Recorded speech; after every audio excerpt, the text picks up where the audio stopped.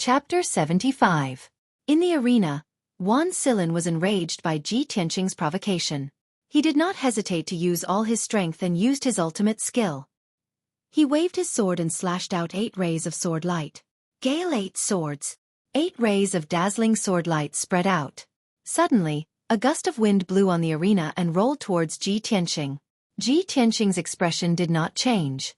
His figure flashed 3 times and he was 10 meters away. Not only did he dodge Wan Silin's ultimate skill, but he also moved behind Wan Silin like a ghost. "It's time to end this," Ji Tianqing shouted coldly. He suddenly raised his right hand and used his palm as a knife to slash at Wan Silin's neck. Wan Silin had just used his ultimate skill and was at his weakest point. Suddenly, he heard Ji Tianqing's voice from behind him. His face was filled with fear and shock. Before he could react, his neck was hit by Ji Tianqing's palm. Bam! In the muffled sound, Ji Tianqing's palm burst out with a powerful force. Wan Silin's eyes turned black and fainted on the spot. He kicked Wan Silin's back again, sending him flying out on the spot. Wan Silin fell off the stage in a sorry state. There was no doubt that Ji Tianqing had won. From the beginning to the end, he did not even use his weapon.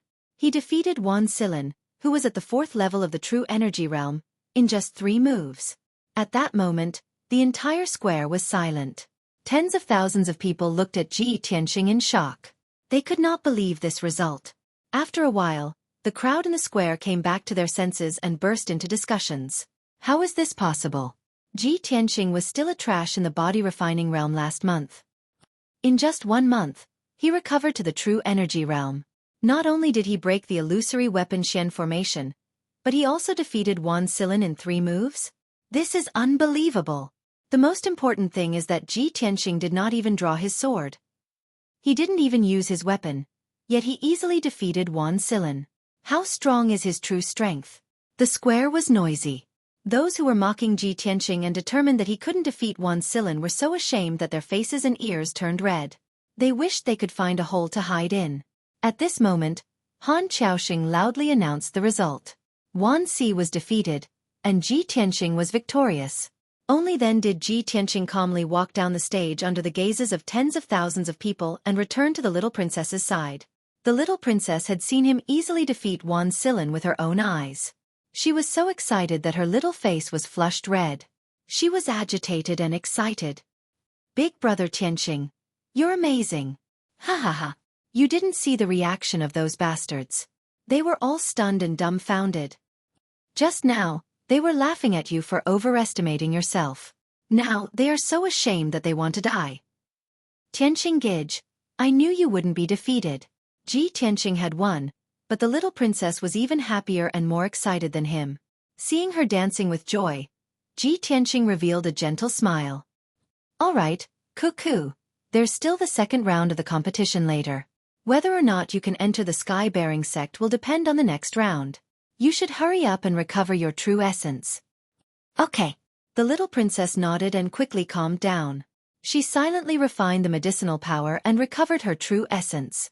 Following that, a few more pairs of young martial artists ascended the ring and began to compete and fight.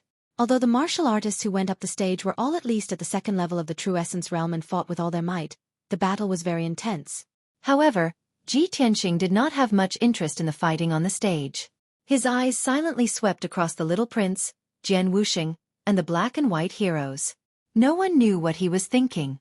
Finally, the last battle of the 1st round began. The little prince, Ji Ling, walked up the stage with a confident smile on his face. He stood proudly on the stage. When the spectators in the square saw the little prince appear, they immediately cheered excitedly. Especially those young girls and girls. They all revealed deep admiration in their eyes and cheered for him without caring about their image. There was no other way. Ji Ling's reputation in the Clear Sky Kingdom was too resounding. He was recognized by the people as a benevolent and righteous gentleman, who had both ability and integrity. Who knew how many young girls and young ladies regarded him as their dream lover and wanted to marry him. Ji Ling's opponent was called Pei Qianfan.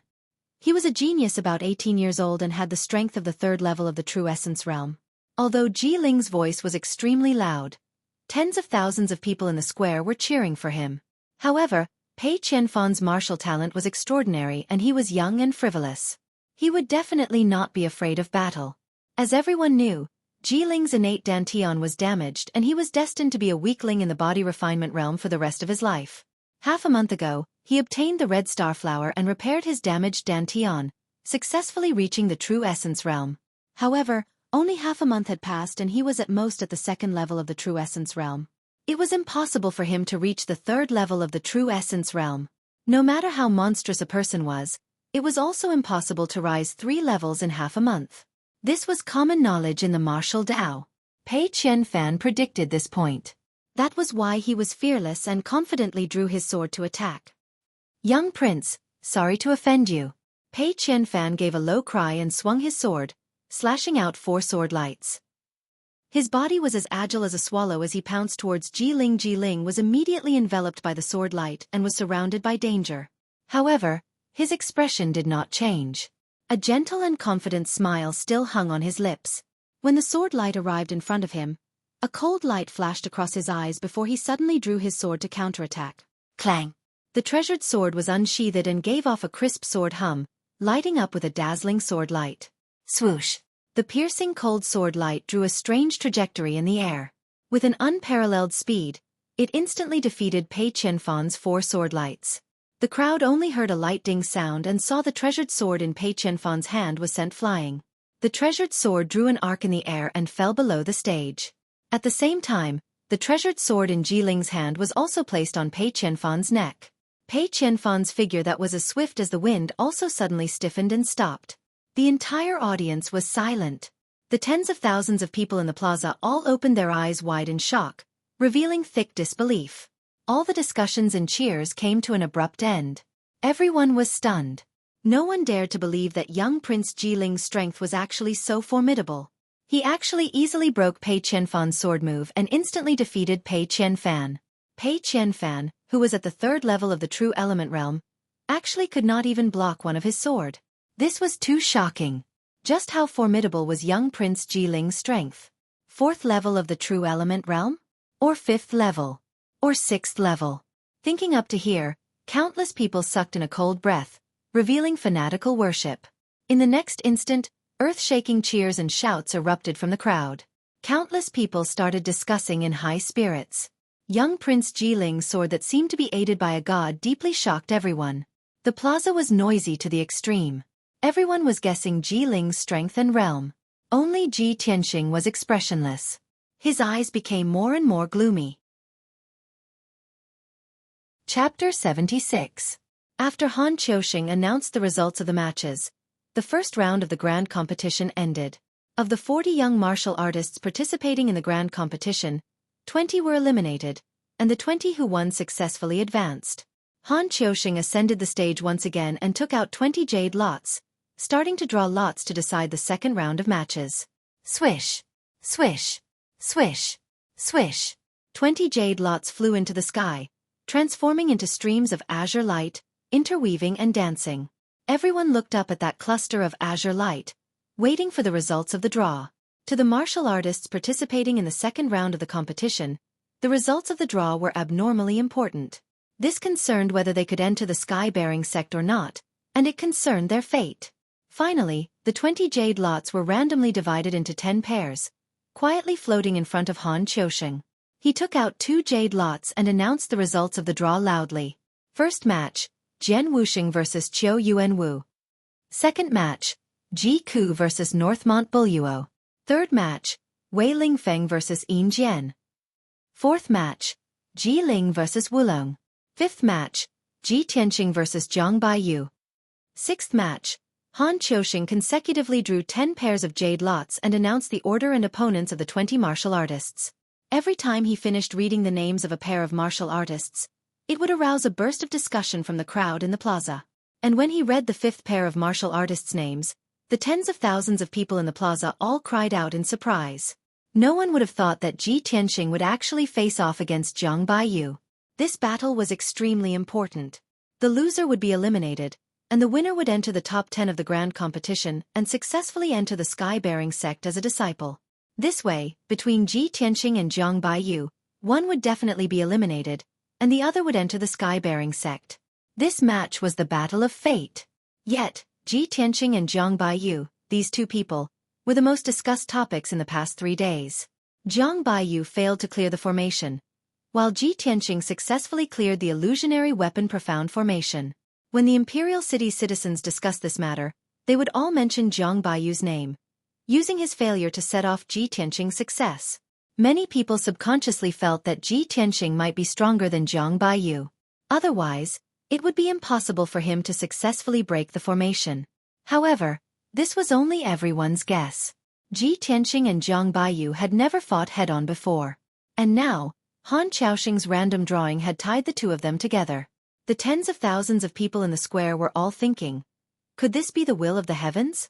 Was it destined that the two of them would have a fated battle? Soon, Han Qiaoxing announced the order and candidates for the 10 matches, and then loudly announced the start of the competition. The two young martial artists stepped into the ring and stood 10 meters away from each other. They were facing each other with murderous intent. One of the blue-robed young men was called Qiu Yuanwu. He was a sword Dao genius with some fame in the Clear Sky Kingdom. At such a young age, he already had the strength of the 4th level of the True Element realm. The other young man was dressed in black. His appearance was average, and there was a scar on his right cheek.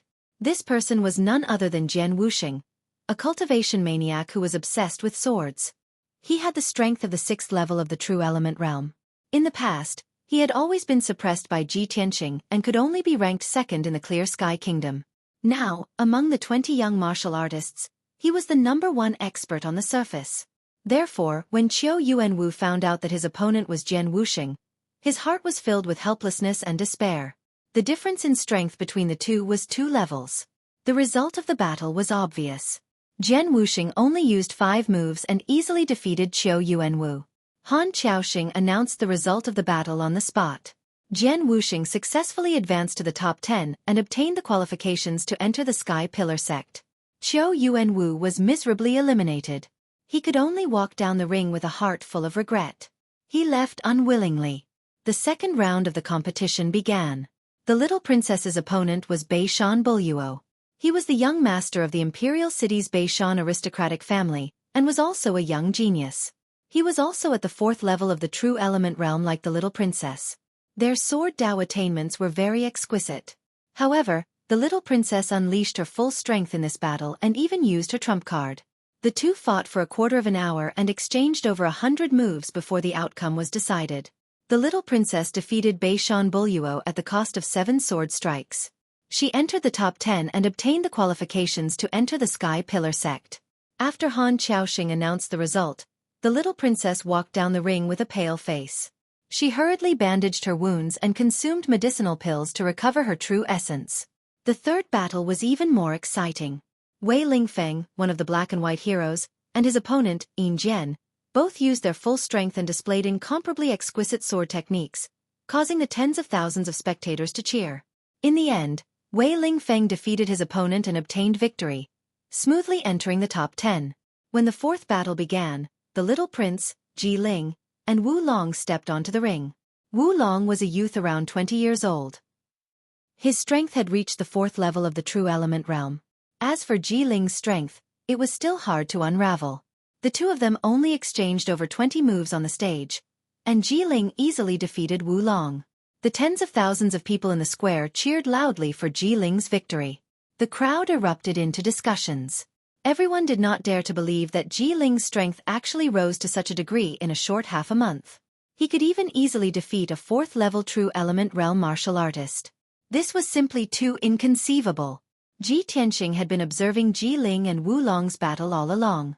He could tell that Ji Ling was concealing his strength and did not use his full strength at all. Ji Ling's true strength was extremely likely to have already reached the 7th level of the True Element realm. If he attacked with all his might, he only needed 3 to 5 moves and could defeat Wu Long. This also made Ji Tianqing very certain that the God-seizing bead was definitely refined by Ji Ling. After all, the God-seizing bead seized his lifetime's cultivation. After Ji Ling completely refined the God-seizing bead, he could possess True Element realm 7th level strength. Thinking up to here, Ji Tianqing clenched both fists tightly. A hint of icy cold killing intent flashed across in his eyes. Ji Ling, oh Ji Ling! The person who instigated Ling Yunfei to snatch the God-seizing bead was you. The person who saved Ling Yunfei at the Apricot Manor that night was also you. Turns out that you're the mastermind behind the scenes, the most despicable and sinister fellow. Very soon, the fifth match began.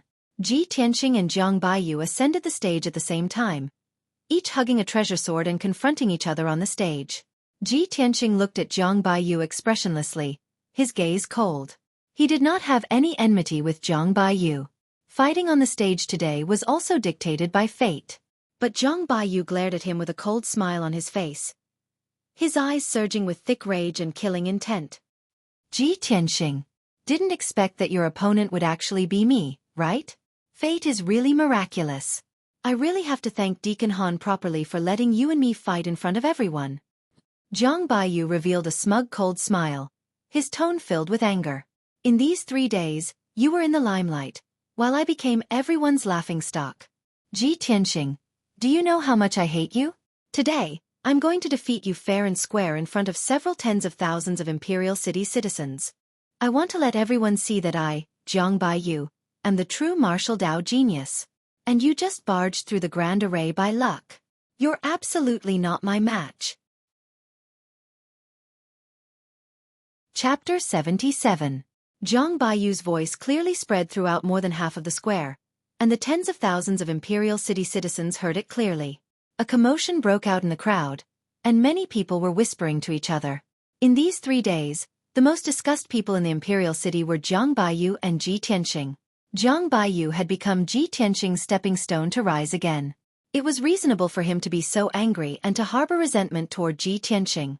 It was so much so that many of the cultivators in the square felt their blood boil from Jiang Baiyu's words.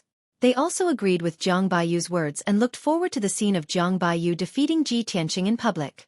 For a moment, cheers broke out in the crowd, and many people cheered for Jiang Baiyu. On the stage, Ji Tianqing's expression was still calm as usual. He looked at Jiang Baiyu indifferently, and the corners of his mouth curled up into a slight smile with a hint of ridicule. Jiang Baiyu, I sympathize with you. However, this might be your fate. Jiang Baiyu's expression became even more gloomy. He glared at him with a sharp gaze and shouted, Ji Tianqing, what do you mean by this? Ji Tianqing sneered mockingly. Back then, when I was the #1 genius in the Imperial City, you were trampled under my feet and were not famous. 3 days ago, you failed to break through the formation, and I succeeded in breaking through the illusory armament mystic formation. It was your failure that caused the news of me recovering my strength to spread throughout the Imperial City, causing a sensation.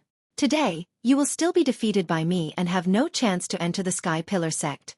No matter in the past or now, you are my stepping stone. This is your fate. Tell me, should I sympathize with you? Hearing this, the tens of thousands of people in the square were in an uproar. Everyone revealed complicated expressions and broke out into a torrential discussion. Oh my God! Ji Tianqing is actually so confident. Too arrogant. He's simply arrogant. The former #1 genius is back again, and he's still so confident and arrogant. If Ji Tianqing defeats Jiang Baiyu today, then Jiang Baiyu will really be like what he said, destined to be a stepping stone. How pitiful! The deafening sounds of discussion spread throughout the square. Jiang Baiyu was so angry that his face turned ashen. He was so angry that his entire body was trembling. His eyes emitted a strong killing intent. Ji Tianqing, you are too arrogant. I'll cripple you right now and let you know that trash will always be trash. The enraged Jiang Baiyu shouted angrily as he drew his sword and charged at Ji Tianqing. 8 golden snake swords. As soon as he made his move, he exerted all his strength and used his most exquisite sword technique. 8 golden sword lights pierced towards Ji Tianqing, attacking his vital points from all directions, enveloping his figure and leaving him with nowhere to hide. Ji Tianqing did not retreat. A cold light flashed in his eyes. He immediately activated the power of the sword embryo and displayed 6 flashes of sword chi. Swish! Swish! Swish! Swish! Swish! The 8 golden sword lights were immediately broken and dissipated in the blink of an eye. Jiang Baiyu's expression changed. He pounced towards Ji Tianqing again and slashed out 8 sword lights. Golden Snake Wild Dance. Ji Tianqing's expression did not change. He held the black dragon sword in his left hand and performed the sword control art with his right hand, controlling the 6 flashes of sword chi to counterattack. Swish! Swish! Swish! Swish! The 6 flashes of sword chi instantly split into 12 flashes of sword chi. They danced and intertwined rapidly, forming a sword net. The sword net blocked the 8 flashes of sword chi and enveloped Zhang Baiyu, killing him at lightning speed. Zhang Baiyu immediately fell into a perilous situation and was forced to retreat repeatedly by the sword net.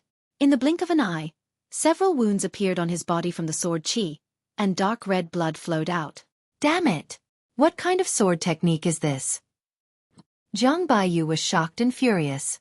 He swung his sword in a flurry to block the sword net. Ji Tianxing was just 6 meters away from him. He used the sword control art to control the sword net to attack and closed in step by step. Zhang Baiyu did not have the strength to counterattack at all. He could not block the sword net's attack at all, let alone get close to Ji Tianxing.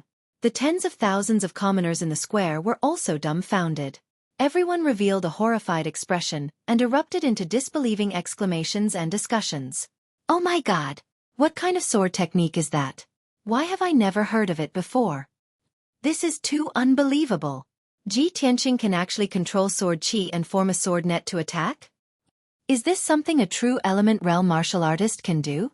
It is said that only origin core realm martial artists can control sword chi to attack from a distance, right? This kind of sword technique is simply unimaginable. Today is really an eye-opener. No wonder Ji Tianxing is so confident and arrogant and does not take Zhang Baiyu seriously. It turns out that he has mastered such a miraculous sword technique. He has the capital to be arrogant. Zhang Baiyu can't even break through that sword net. He can't even touch the corner of Ji Tianxing's clothes. How can he still fight? Sigh, Zhang Baiyu will lose for sure. Soon, 100 breaths of time passed. Zhang Baiyu's white robe was cut into threads by the sword chi and turned into a pile of rags. It was really not enough to cover his body. Moreover, he was covered in wounds all over. There were at least 60 wounds all over his body. Blood kept gushing out from his wounds, dyeing his white robe dark red. He had completely turned into a bloody man. Zhang Baiyu tried his best to break out of the encirclement and unleashed his full strength without caring about anything else, wanting to break through the sword net's blockade and strangulation. However, the sword net covered a radius of 3 meters. Under Ji Tianxing's control, it seemed to have intelligence and spirituality. Even if Zhang Baiyu could tear a gap in the sword net, Ji Tianxing would immediately control the sword chi to patch up the gap. In this way, Zhang Baiyu would never be able to escape from the sword net strangulation. His injuries kept worsening. His face was as pale as a sheet of paper, and his strength was also rapidly depleting. After 10 breaths of time, the sword in Zhang Baiyu's hand was sent flying by the sword chi and fell far away from the arena. The sword net suddenly dissipated and turned back into 6 sword chi. They floated quietly beside him and pointed directly at his head and throat. Ji Tianxing looked at Zhang Baiyu and shouted in an indifferent tone, "Zhang Baiyu, this is your fate. Admit defeat." Zhang Baiyu, who was covered in blood and had a bloody face, stood on the arena in a daze. His body was on the verge of collapse. He could not accept this result. Until now, he still could not believe that he had lost to Ji Tianxing. Moreover, he had lost so miserably. At this moment, the pride and confidence in his heart had been shattered by Ji Tianxing. Put down his dignity and admit defeat? And in front of tens of thousands of Imperial City citizens? Zhang Baiyu could not do it. He glared at Ji Tianxing with eyes that were about to pop out of their sockets. He roared at the top of his lungs, "No! Ji Tianxing! I will never lower my head and admit defeat to you." Ji Tianxing frowned and said expressionlessly, "You won't admit defeat? Then I'll throw you down." As his voice fell, his figure flashed and rushed in front of Zhang Baiyu. He lifted his leg and ruthlessly kicked Zhang Baiyu's chest. Zhang Baiyu was severely injured and was already at the end of his rope. He was completely powerless to block or dodge. Bam! With a muffled sound, Zhang Baiyu was sent flying. He drew an arc in the air and fell off the arena with a plop. He rolled a few rounds before coming to a stop. He struggled to get up and glared at Ji Tianxing with rage. "Ji Tianxing, you..." The incomparable humiliation caused the blood in his body to flow in reverse. He was so angry that he trembled. He was just about to speak when he spat out a mouthful of blood and fainted on the spot. Chapter 78. A moment ago, Zhang Baiyu stepped onto the stage full of confidence. He threatened to defeat Ji Tianqing in public and prove that he was the genius. But at this moment, Ji Tianqing was completely unscathed, but he was covered in cuts and bruises, becoming a bloody man. He was utterly defeated. He refused to admit defeat and was kicked off the stage by Ji Tianqing. He even vomited blood and fainted on the spot. What kind of disgrace was this? The tens of thousands of commoners and martial artists in the square all witnessed this scene with their own eyes. After today, this matter would definitely spread throughout the Imperial City and the Azure Cloud Empire. Jiang Baiyu would definitely become the laughingstock of everyone. The tens of thousands of commoners in the square discussed animatedly. Everyone's eyes when looking at Ji Tianqing were filled with shock and disbelief. At this time, Han Qiuxing stepped onto the stage and loudly announced the results of the competition. The utterly disgraced Jiang Baiyu was eliminated miserably.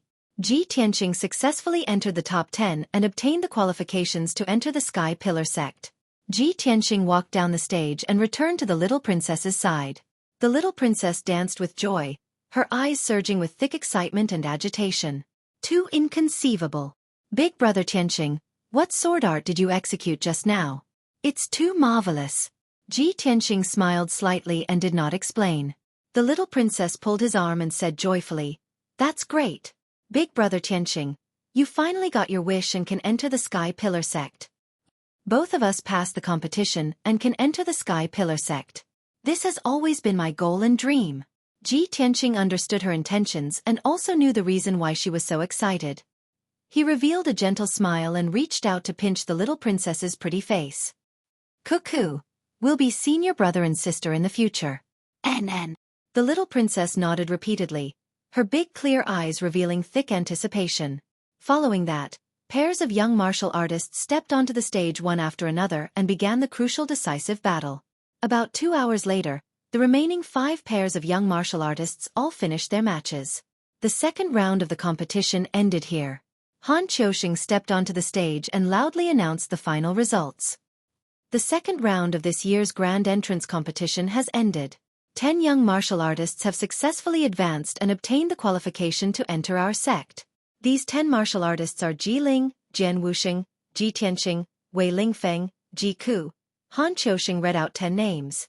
These 10 people would become disciples of the Sky-bearing sect. The martial artists and commoners in the square immediately started discussing noisily. Some people cheered happily, some were full of regret, and some had complicated expressions. The tens of thousands of spectators originally thought that Jiang Baiyu would definitely enter the top 10 and enter the Sky Pillar sect. After all, Jiang Baiyu was one of the top 10 geniuses in the Clear Sky Kingdom. However, no one expected that he would encounter Ji Tianqing and be defeated by Ji Tianqing. In the end, he left the arena regretfully. As for the trash Ji Tianqing, who had been ridiculed by everyone and whose strength had fallen to the body refinement realm, he had successfully obtained the qualifications to enter the Sky Pillar sect. This was a major upset in this competition, and it exceeded everyone's expectations. In addition, there was another person in this competition that no one had expected. Young Prince Ji Ling. No one expected that Ji Ling, whose innate dantian was damaged, would suddenly become a different person. Not only did he repair his dantian, but he also defeated several 4th-level True Element Realm geniuses and finally obtained the qualifications to enter the Sky Pillar sect. This was absolutely an accident. After a short moment, when the discussions in the square gradually weakened, Han Qiuxing once again announced in a loud voice. Although this year's competition has already determined the top 10 martial artists and will become disciples of the Sky Pillar sect. However, the third round of the competition will be held next to determine the strength rankings of the 10 martial artists. Martial artists with different rankings will receive different treatment after entering the Sky Pillar sect. The martial artist ranked first will receive the Sky Pillar sect's key nurturing. Han Qiuxing's words instantly ignited the hot blood in the hearts of the 10 young martial artists, who didn't want to seize first place, become a genius that everyone focused on, and receive the Sky Pillar sect's key nurturing. This was absolutely the best opportunity to have a meteoric rise and soar to the sky in one go. The 10 young martial artists secretly clenched their fists as dense battle intent surged in their hearts. Ji Tianqing was no exception. Before participating in the Sky Pillar sect's entrance competition, he had already secretly made up his mind. Not only did he want to obtain the qualifications to enter the Sky Pillar sect, but he also wanted to enter the Sky Pillar sect as first place. Only in this way could he receive the Sky Pillar Xueqi nurturing and become a peerless genius like Yun Yao in the future. At this moment, Han Qiuxing's voice boomed like a bell. According to the strength of the 10 martial artists, the Sky Pillar sect has made a preliminary ranking. The rules of the third round of the competition are rather special. There will be no drawing of lots, but a challenge system. If anyone has any objections to their ranking, they can issue a challenge to a higher ranking. If they succeed, they will replace their ranking. If they fail, they will retain their original ranking. The rules of the third round of the competition were rather simple, and everyone understood as soon as they heard it. Immediately after, Han Qiuxing loudly announced the rankings of the 10 martial artists. First place, Ji Ling. Second place, Jian Wuxing. Third place, Ji Tianxing. Fourth place, Wei Lingfeng. Fifth place, eighth place Ji Ku. Ninth place. After Han Qiuxing announced the rankings of the 10 martial artists, the tens of thousands of people in the square were in an uproar. Everyone revealed shocked and puzzled expressions as they discussed in confusion. The young prince is actually ranked first? How is this possible? Although the young prince easily defeated Wu Long, who was at the 4th level of the True Element realm, he might not be able to defeat Jian Wuxing. How can he be ranked first? The Sky Pillar sect has always been fair and just. There shouldn't be a mistake. The young prince must have concealed his strength. Ji Tianxing is actually ranked third? There's something wrong with this ranking. I feel that it's reasonable for Ji Tianxing to be ranked third. He mastered that sword net and easily defeated Zhang Baiyu. I guess they're all dissatisfied with this ranking, right? There will definitely be a good show to watch later. The discussions of tens of thousands of people converged into a torrent of sound waves that wantonly surged and spread throughout the square. The 10 martial artists also had complicated expressions. Obviously, they were dissatisfied with the ranking and were eager to issue challenges. After Han Qiuxing announced the start of the third round of the competition, someone immediately stepped onto the stage.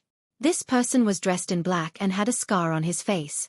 It was Jian Wuxing, who was ranked second. Ever since Ji Tianxing had fallen to the body refinement realm and become a cripple, he had been recognized as the #1 genius. But now the young prince, Ji Ling, was ranked first, and he was ranked second. Among the 10 martial artists, he was the most depressed and dissatisfied. No one was surprised that he would be the first to jump onto the stage and issue a challenge. They all thought that it was natural. Jian Wuxing stood on the stage with a cold expression. He stared at Ji Ling below the stage and shouted in a deep voice, "I, Jian Wuxing, challenge the young prince. Please enlighten me." Chapter 79. When Jian Wuxing's voice spread throughout the square, everyone's eyes were focused on Ji Ling. Ji Ling seemed to have expected that Jian Wuxing would challenge him. His expression was calm as usual. He stepped onto the arena and stood 10 meters away from Jian Wuxing. There was still a confident smile on his face. Jian Wuxing, Deacon Han's ranking is the final result. No matter how unwilling you are, it's useless. You're no match for me, Ji Ling said calmly. His tone was firm, as if he was stating a fact. Jian Wuxing's expression became gloomier. His eyes were filled with fighting spirit. He sneered in a low voice. "Young prince, it's too early to say that. We'll only know who's #1 after we fight." "Young prince, I'm sorry." After saying that, he drew his sword and charged at Ji Ling at lightning speed. He was so fast that he left an afterimage behind him. Swoosh! It was an extremely sharp and fast sword. The tens of thousands of spectators were stunned. They held their breaths and worried for Ji Ling. That sharp and dazzling sword light was like a thunderbolt tearing the night sky apart. The young geniuses' expressions changed. They knew that they couldn't block Jian Wuxing's sword. However, Ji Ling's expression didn't change. He was still calm and confident. Crimson Fire Overlord Sword. Ji Ling also drew his sword. He let out a low shout and swung his sword, creating a crescent-shaped sword light. The crimson sword light surged with flames, creating surging heat waves and strong winds in the arena. Bam! The two sword lights collided with a muffled sound. Jian Wuxing's stunning sword was defeated by Ji Ling's sword. Jian Wuxing was also pushed back 5 steps. Third slash of fire waves. Ji Ling shouted again. He swung his crimson sword and chased after Jian Wuxing, slashing out 3 flaming sword lights. Jian Wuxing was surrounded by blazing flames and had nowhere to hide. He could only hurriedly block with his sword. He was shocked, and a look of disbelief appeared on his face. Bam, bam, bam. Their swords collided again. Jian Wuxing was pushed back another 6 steps. Next, Ji Ling launched an attack as fast as lightning. Sword light filled the sky, and it was as violent and overbearing as a monstrous flame. Jian Wuxing was at a disadvantage. She was forced to retreat again and again. Seeing Ji Ling completely suppress Jian Wuxing, countless martial artists in the square exclaimed in disbelief. Only then did everyone realize that the little prince had been hiding his true strength all this time. Only now did the little prince show his true strength. This battle was the most dazzling battle since the start of the grand competition. Ji Ling and Jian Wuxing both unleashed their strongest battle prowess and fought fiercely on the stage. Their figures flickered like ghosts, and it was too much for the eyes to take in. Tens of thousands of spectators stared intently at the battle. They were dazzled and excited. Soon, 100 breaths had passed. Ji Ling was still full of true essence. Her movements were as fast as the wind, and there were no injuries on her body. Jian Wuxing, on the other hand, had been stabbed 5 times. Her chest, back, thigh, and arm all had a sword wound that was so deep that her bones could be seen, and blood was gushing out from it. He was already an arrow at the end of its flight and could only helplessly admit defeat. Little prince, I'm inferior. I'm willing to admit defeat. When Jian Wuxing admitted defeat, Ji Ling withdrew his sword and revealed a confident smile. Everyone around the stage had witnessed Ji Ling's true strength. Only then did they believe what she had said. The strength rankings given by the Sky Pillar sect were basically the final rankings. It was very difficult for there to be any deviation. Jian Wuxing retreated from the stage with an ashen face. Han Qiuxing stepped onto the stage and announced loudly, Jian Wuxing's challenge has failed. The original ranking will remain. Who else wants to issue a challenge? All the young geniuses were silent. They didn't dare to issue another challenge. Wei Lingfeng, who was ranked 4th, originally wanted to challenge Ji Tianqing to take 3rd place and avenge Jiang Baiyu. However, after Jian Wuxing's failure, he was full of hesitation and didn't dare to fight. The tens of thousands of people in the square also recognized the ranking announced by Deacon Han. They all believed that Ji Ling was worthy of being the #1 genius. However, just as the crowd was whispering and discussing, a tall and handsome black figure ascended the ring. I, Ji Tianqing, challenge Ji Ling. Ji Tianqing walked onto the stage expressionlessly. He looked coldly at Ji Ling and issued a challenge. Instantly, tens of thousands of people focused their gazes on him. The crowd exclaimed in surprise. Oh my god! Even Jian Wuxing's challenge has failed. Ji Tianqing still dares to challenge the little prince? This guy really doesn't know what's good for him. The little prince is stronger than Jian Wuxing. He's at least at the 7th level of the true element stage. How dare he question Deacon Han's ranking? How arrogant! Hee. Ji Tianqing was once the #1 genius. It seems that he's not satisfied with being ranked 3rd. He's still dreaming of taking back the 1st place. I bet that Ji Tianqing is definitely not the little prince's match. He'll be defeated within 30 moves. 30 moves? You think too highly of Ji Tianqing. I think 20 moves are enough. Countless people snorted disdainfully at Ji Tianqing and sneered at his misfortune. They were certain that he would lose without a doubt. Only the little princess looked up at Ji Tianqing from below the stage. She waved her little fist at him and cheered him on. Big brother Tianqing, I believe in you. Do your best. Amidst the noisy discussions of the crowd, Ji Ling walked onto the stage with a smile on her face. He looked at Ji Tianqing with a mocking gaze as his lips curled into a disdainful sneer. Ji Tianqing, so what if you've recovered your strength? Do you still think you're the #1 genius? Hee. You'll pay the price for your challenge. I'll let you know that I'm the #1 genius. You'll always be under my feet. Ji Ling's tone was very cold and contained a hint of killing intent. Ji Tianqing was certain that Ji Ling was the despicable mastermind behind the scenes. He was his mortal enemy. Therefore, he wasn't surprised that Ji Ling had the intention to kill him. He looked at Ji Ling with a gloomy gaze and said in an equally cold tone, Ji Ling, I'll also let you know that strength obtained by scheming is ultimately just a dream. Your confidence and arrogance will end here. As soon as he finished speaking, he instantly activated 6 sword beams and turned them into golden streams of light that attacked Ji Ling flying sword technique. Flowing light sword net. He held the black dragon sword in his left hand and formed a sword technique in his right hand. He controlled the sword beams to form a sword net that covered Ji Ling's head. Whoosh whoosh whoosh. The sword beams danced in the air, dragging out a long golden stream of light as they surrounded Ji Ling and attacked. Ji Ling's expression changed slightly. A hint of seriousness flashed in his eyes as he immediately drew his sword to counterattack. Scarlet Overlord Sword. He also erupted with his strongest strength and used his ultimate sword technique. He brandished more than 10 sword beams to forcefully break the sword net. Chapter 80. Ji Tianqing and Ji Ling engaged in a fierce battle on the stage. The flowing light sword net enveloped an area of 3 meters around Ji Ling, making it impossible for him to break through. Ji Tianqing maintained a distance of 5 meters from him, making it impossible for him to get close. The hearts of the people around the stage rose as they were secretly worried for Ji Ling. Everyone had personally witnessed the power of the sword net of flowing light, and they had seen Zhang Baiyu's miserable state of being covered in wounds. Everyone couldn't help but worry. Would the little prince be able to withstand the net of swords? Would he end up in a miserable state like Zhang Baiyu, with ragged clothes and blood all over his body? Ding ding ding. The sound of swords clashing against each other could be heard from the arena. Ji Ling's strength was indeed strong enough. She used the Scarlet Fire Overlord sword to perfection, splashing out sword lights that filled the sky. She actually blocked the majority of the sword chi's attack. Occasionally, some of the sword chi and flowing light would hit him, but when they hit his body, they would make a ding-ding-ding sound. He didn't seem to be injured at all.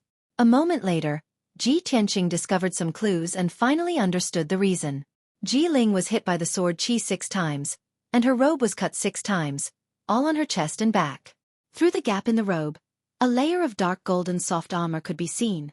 It turned out that Ji Ling was wearing a soft armor that could block weapons. Ji Ling used the Scarlet Fire Overlord sword, using layers of sword light to protect her head and the parts that were not wearing soft armor. His chest and back were protected by the soft armor, so he was not afraid of his flowing light sword net at all. Damn it! Ji Ling is truly despicable and sinister. To actually wear a soft armor, my sword chi can't hurt him. Ji Tianqing's heart was filled with hatred, his eyes surging with a cold light. As Ji Ling blocked the flowing light sword net's attack, she did not forget to sneer at him. Ji Tianqing, so what if you have mastered this strange sword technique? I have the golden silk armor to protect me, so I'm invincible. It's impossible for you to defeat me. Ji Tianqing remained silent. His face was gloomy as he manipulated the sword net to attack. Ji Ling had the golden threaded armor to protect her, which made him feel helpless. The flowing light sword net was practically useless. After all, he was only at the true energy realm, and his sword chi was not strong enough to break through the defense of the golden silk armor. If he were to reach Tongxian realm, the might of his sword chi would be increased by at least 10 times and he would be able to break through the defense of the golden silk armor. Thinking of this, his desire to improve his strength became even more urgent. Soon, half an hour had passed. Ji Tianqing had been controlling the flowing light sword net all this time. His true essence consumption was enormous, and his mind was also very tired. He could clearly feel that his mind and strength were rapidly depleting. He could at most last for 100 breaths of time before he was defeated by Ji Ling's sword. On the other hand, Ji Ling was still using her sword technique to block the sword net. There were only 2 wounds on her body that were neither light nor heavy. Even though the robe he was wearing had been shredded into a pile of rags by the flowing light sword net, he was still wearing the golden silk armor, so he wouldn't be in too much of a sorry state. Moreover, his true essence and physical strength were still abundant. Even if he fought for another 15 minutes, it wouldn't be a problem. Under such circumstances, Ji Tianqing could only withdraw the flowing light sword net. Swoosh, swoosh, swoosh. Under his control, the flowing light sword net dissipated on the spot and turned back into 6 sword chi that flew back into his body. Ji Ling also temporarily stopped her attacks. She looked at Ji Tianqing with a mocking gaze and revealed a smug sneer. Why did you stop attacking? You know that you are weak and can't break through this king's defense? Or do you want to admit defeat and surrender? Ji Ling's tone was full of mockery and contempt. Ji Tianqing stared at her coldly and said word by word. You want me to admit defeat?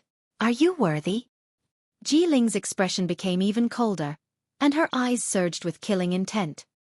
If you admit defeat, then this king will be too disappointed. This king said that if you dare to challenge this king, then you must pay the price. This king will cripple you again and make you a cripple forever. Ji Ling's killing intent soared as he pounced at Ji Tianqing with his treasured sword. 9 flaming sword lights were unleashed as he used his trump card. Scarlet Flame 9 Waves. 9 flaming sword lights burst forth with a violent and domineering power. They surged like a huge wave and instantly enveloped Ji Tianqing's figure. Ji Ling had been killed by the flowing light sword net for a quarter of an hour and had accumulated a lot of anger. At this moment, all of it exploded. This move of his was going to take Ji Tianqing's life on the spot. In an instant, the large stage was dazzled by the scarlet flames.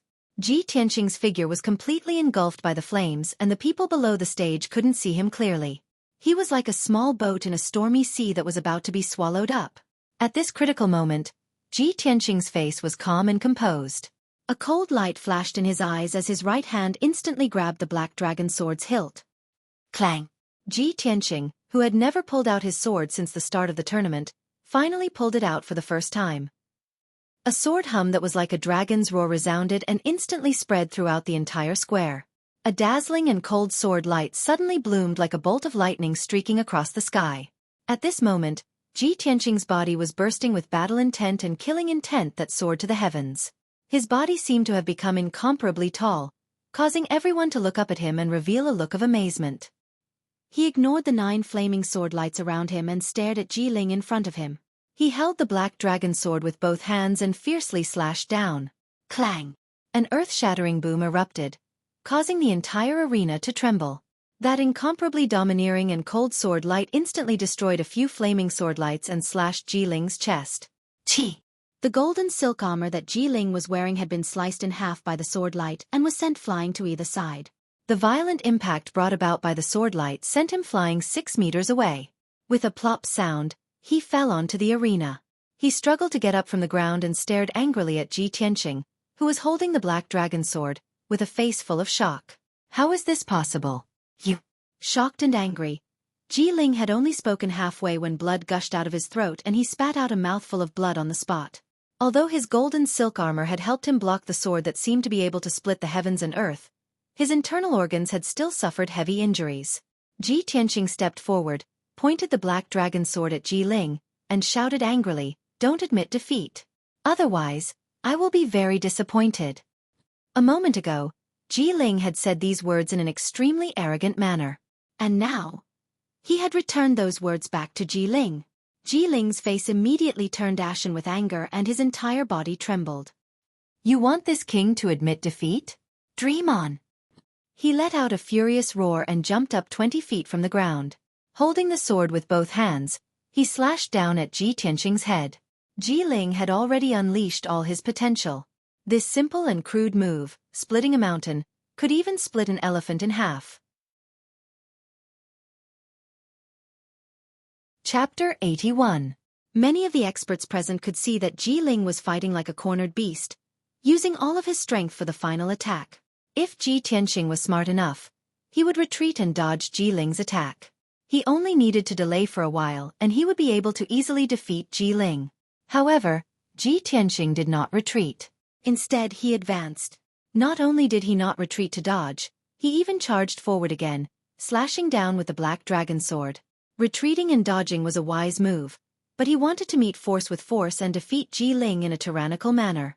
He wanted to crush Ji Ling's confidence and arrogance in a crushing manner. Heaven-splitting sword. In that instant, Ji Tianqing's entire life strength erupted to the limit.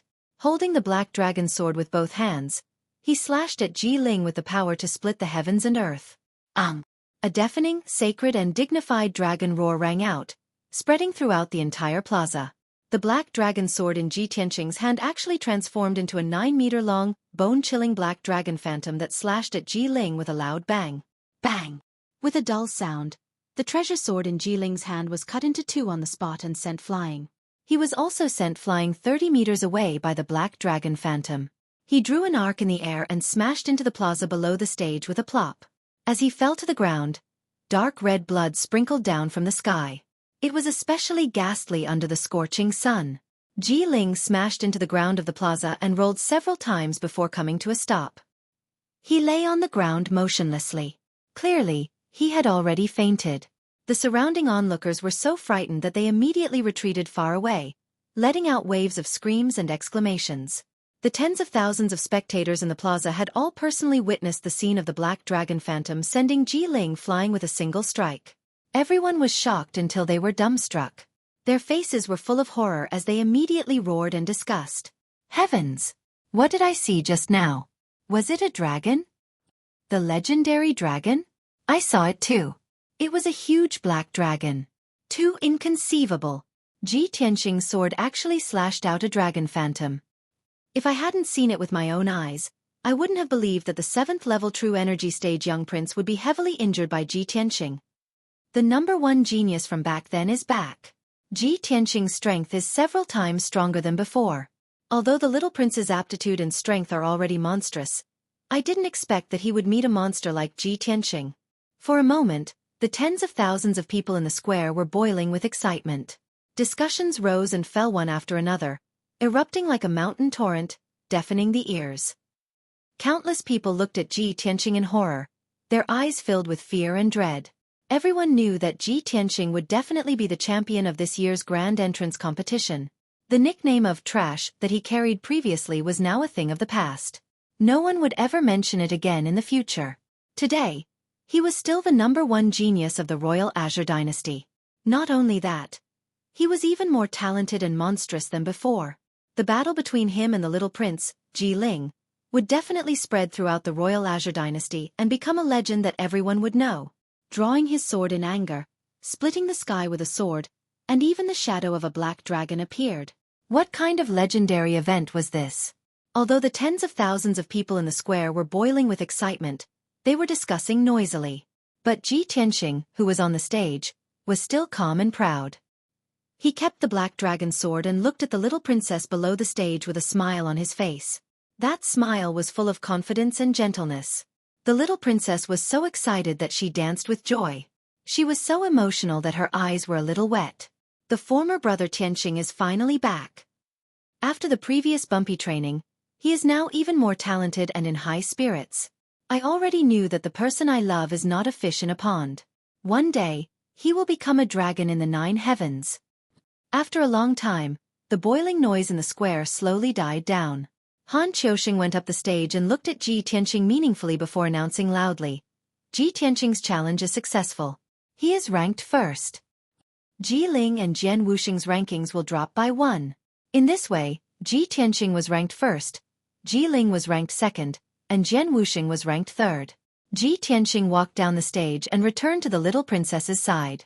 The little princess didn't care about the difference between men and women. She excitedly pulled his hands and told him about her surprise and excitement. Then, Han Qiuxing announced that the competition would continue. However, the young martial artists were a little hesitant and did not dare to challenge him rashly. And no one dared to challenge Ji Tianxing, who was ranked first. For an entire quarter of an hour, not a single person went up the stage to challenge. So, Han Qiuxing asked again and again. After confirming that no one challenged him, he announced the final ranking in public. This year's competition is over. The following is the ranking of the new disciples. First place, Ji Tianxing. Second place, Ji Ling. Third place, Jian Wuxing. Fourth place. After announcing the rankings, Han Qiuxing took out 10 black cold iron tokens and gave them to the 10 martial artists. Congratulations on becoming a new disciple of our sect.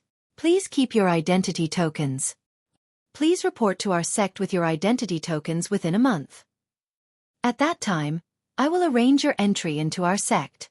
After explaining the entry matters, Han Qiuxing announced the end of this year's competition.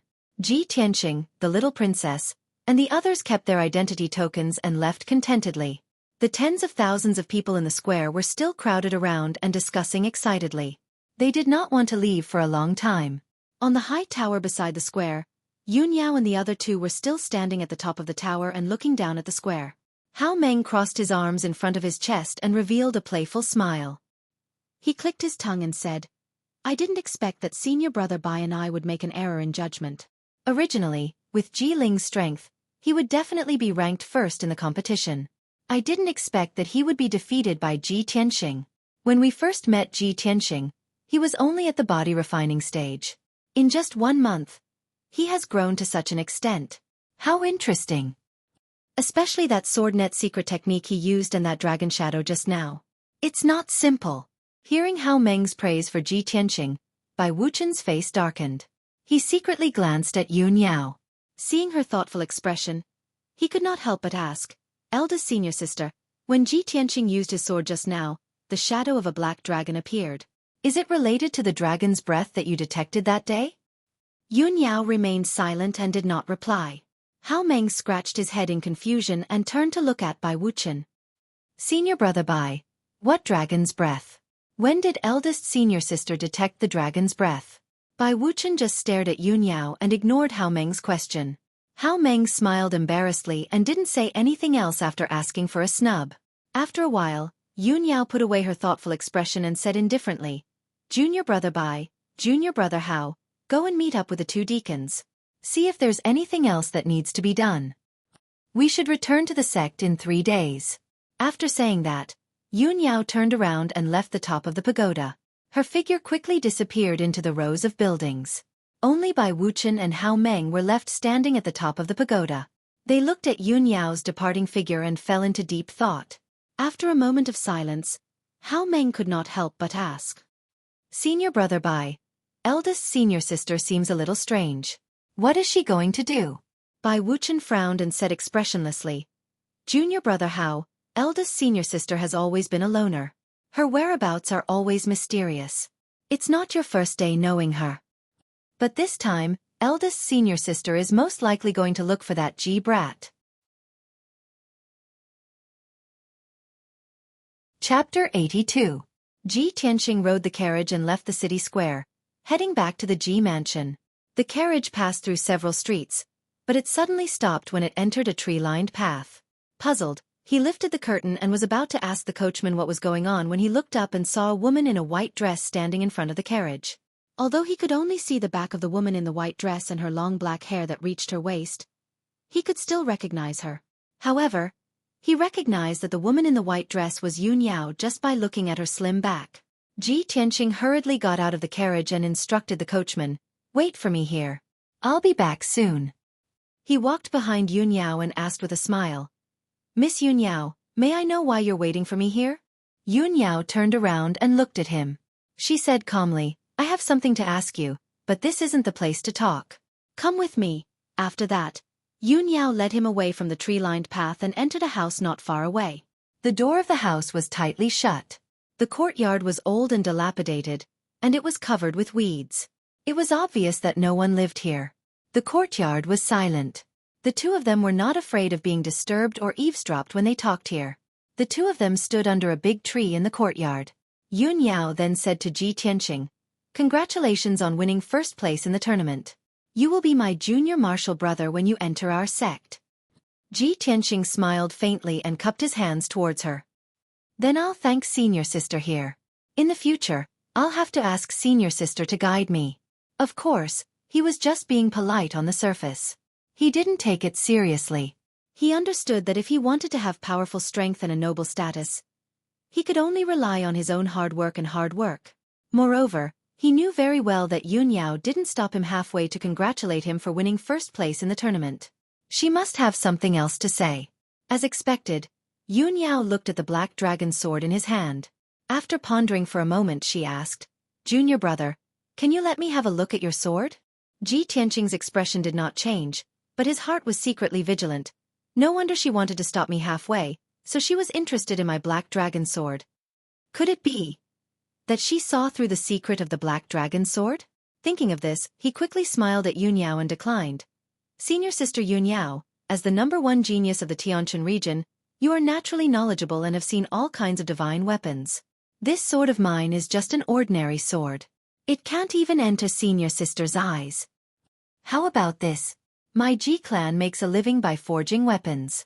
I'll go back to the mansion and get 2 swords for senior sister to look at. Before he could finish, Yun Yao calmly rejected him. No need. Of course, she could see that Ji Tianqing did not want her to look at the black dragon sword and wanted to deliberately change the topic. However, she would not force Ji Tianqing and said with a calm expression, Since junior brother is unwilling to part with it, then let's forget about it. In addition, I will be returning to the sect in 3 days. It will take at least half a month to reach the sect from the Qingyun Kingdom.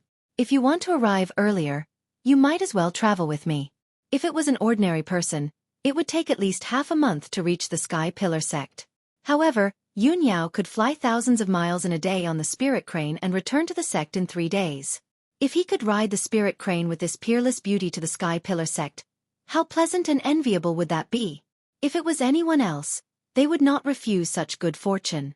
However, Ji Tianqing shook his head and explained, "Thank you for your kindness, senior sister, but I still have some matters to deal with at home. I will be delayed for a few days, so I won't be traveling with senior sister." Yun Yao nodded slightly. "All right, then you deal with your family matters first. After dealing with the mundane matters, set off as soon as possible. Don't miss the deadline. Thank you for your reminder, senior sister. Then I will take my leave." Ji Tianqing still maintained a smile, cupped his hands to her, and then left the dilapidated house. Yun Yao looked at his back as he left, and the corners of her mouth suddenly evoked a very faint smile. It was so beautiful that it was suffocating. "The more you try to hide it, the more certain I am," she murmured to herself before leaving the dilapidated house. Ling Mansion, in a small courtyard with a quiet environment. Madame Ling was sitting under a tree, looking at things and thinking of her daughter, Ling Yunfei's death. She kept wiping her tears. Ling Sihai sat beside her and comforted her in a low voice. Suddenly, the sound of hurried footsteps came from the entrance of the small courtyard. A guard rushed into the small courtyard and shouted anxiously, "Family head, something bad has happened." Ling Sihai immediately turned his head and angrily glared at the guard. He shouted, "What's the matter? Why are you so panicked?"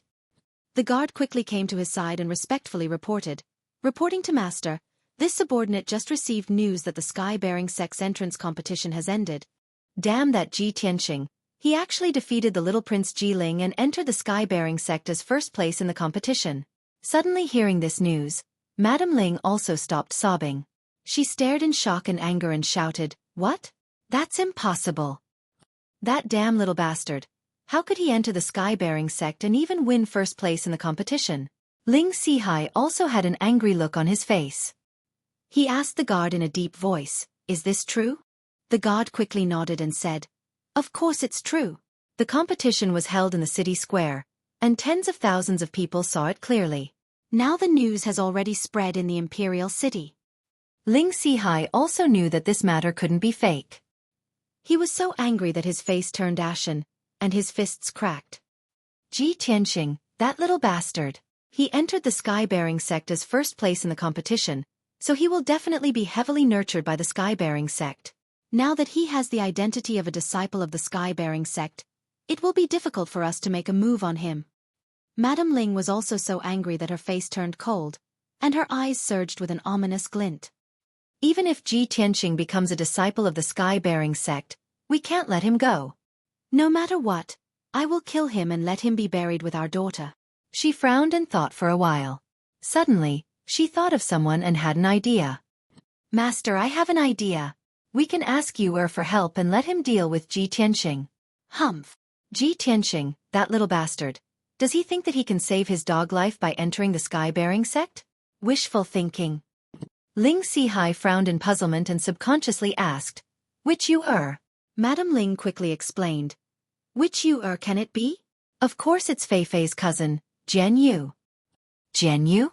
Ling Sihai was startled for a moment before suddenly coming to a realization. "That's right. How could I have forgotten about him? Jian Yu is also a martial arts genius. He entered the Sky-Bearing Sect 3 years ago. Now, his position in the sect must be extraordinary. Madam, I will write a letter to Yu'er now. I must deliver the letter to Yu'er before Ji Tianqing arrives at the Sky-Bearing Sect." Chapter 83. On the way back to the Ji Mansion, Ji Tianqing was delayed by Yun Yao. By the time he returned to the Ji Mansion, it was already noon. At this time, the news of him defeating the young Prince Jiling and winning first place had already spread throughout the imperial city. Everyone in the Ji Mansion had also heard the news. Countless people were overjoyed and very excited. When Ji Tianqing stepped into the Ji Mansion, The steward had already brought many Ji family members to respectfully wait for him. Seeing that the Ji family members were in high spirits, he casually said a few words and dismissed them. After returning to the Cool Breeze courtyard, he immediately sent a letter to the vice hall master, Mu Shan, to discuss matters. The entrance competition was over, and he had successfully won first place, becoming famous in one fell swoop.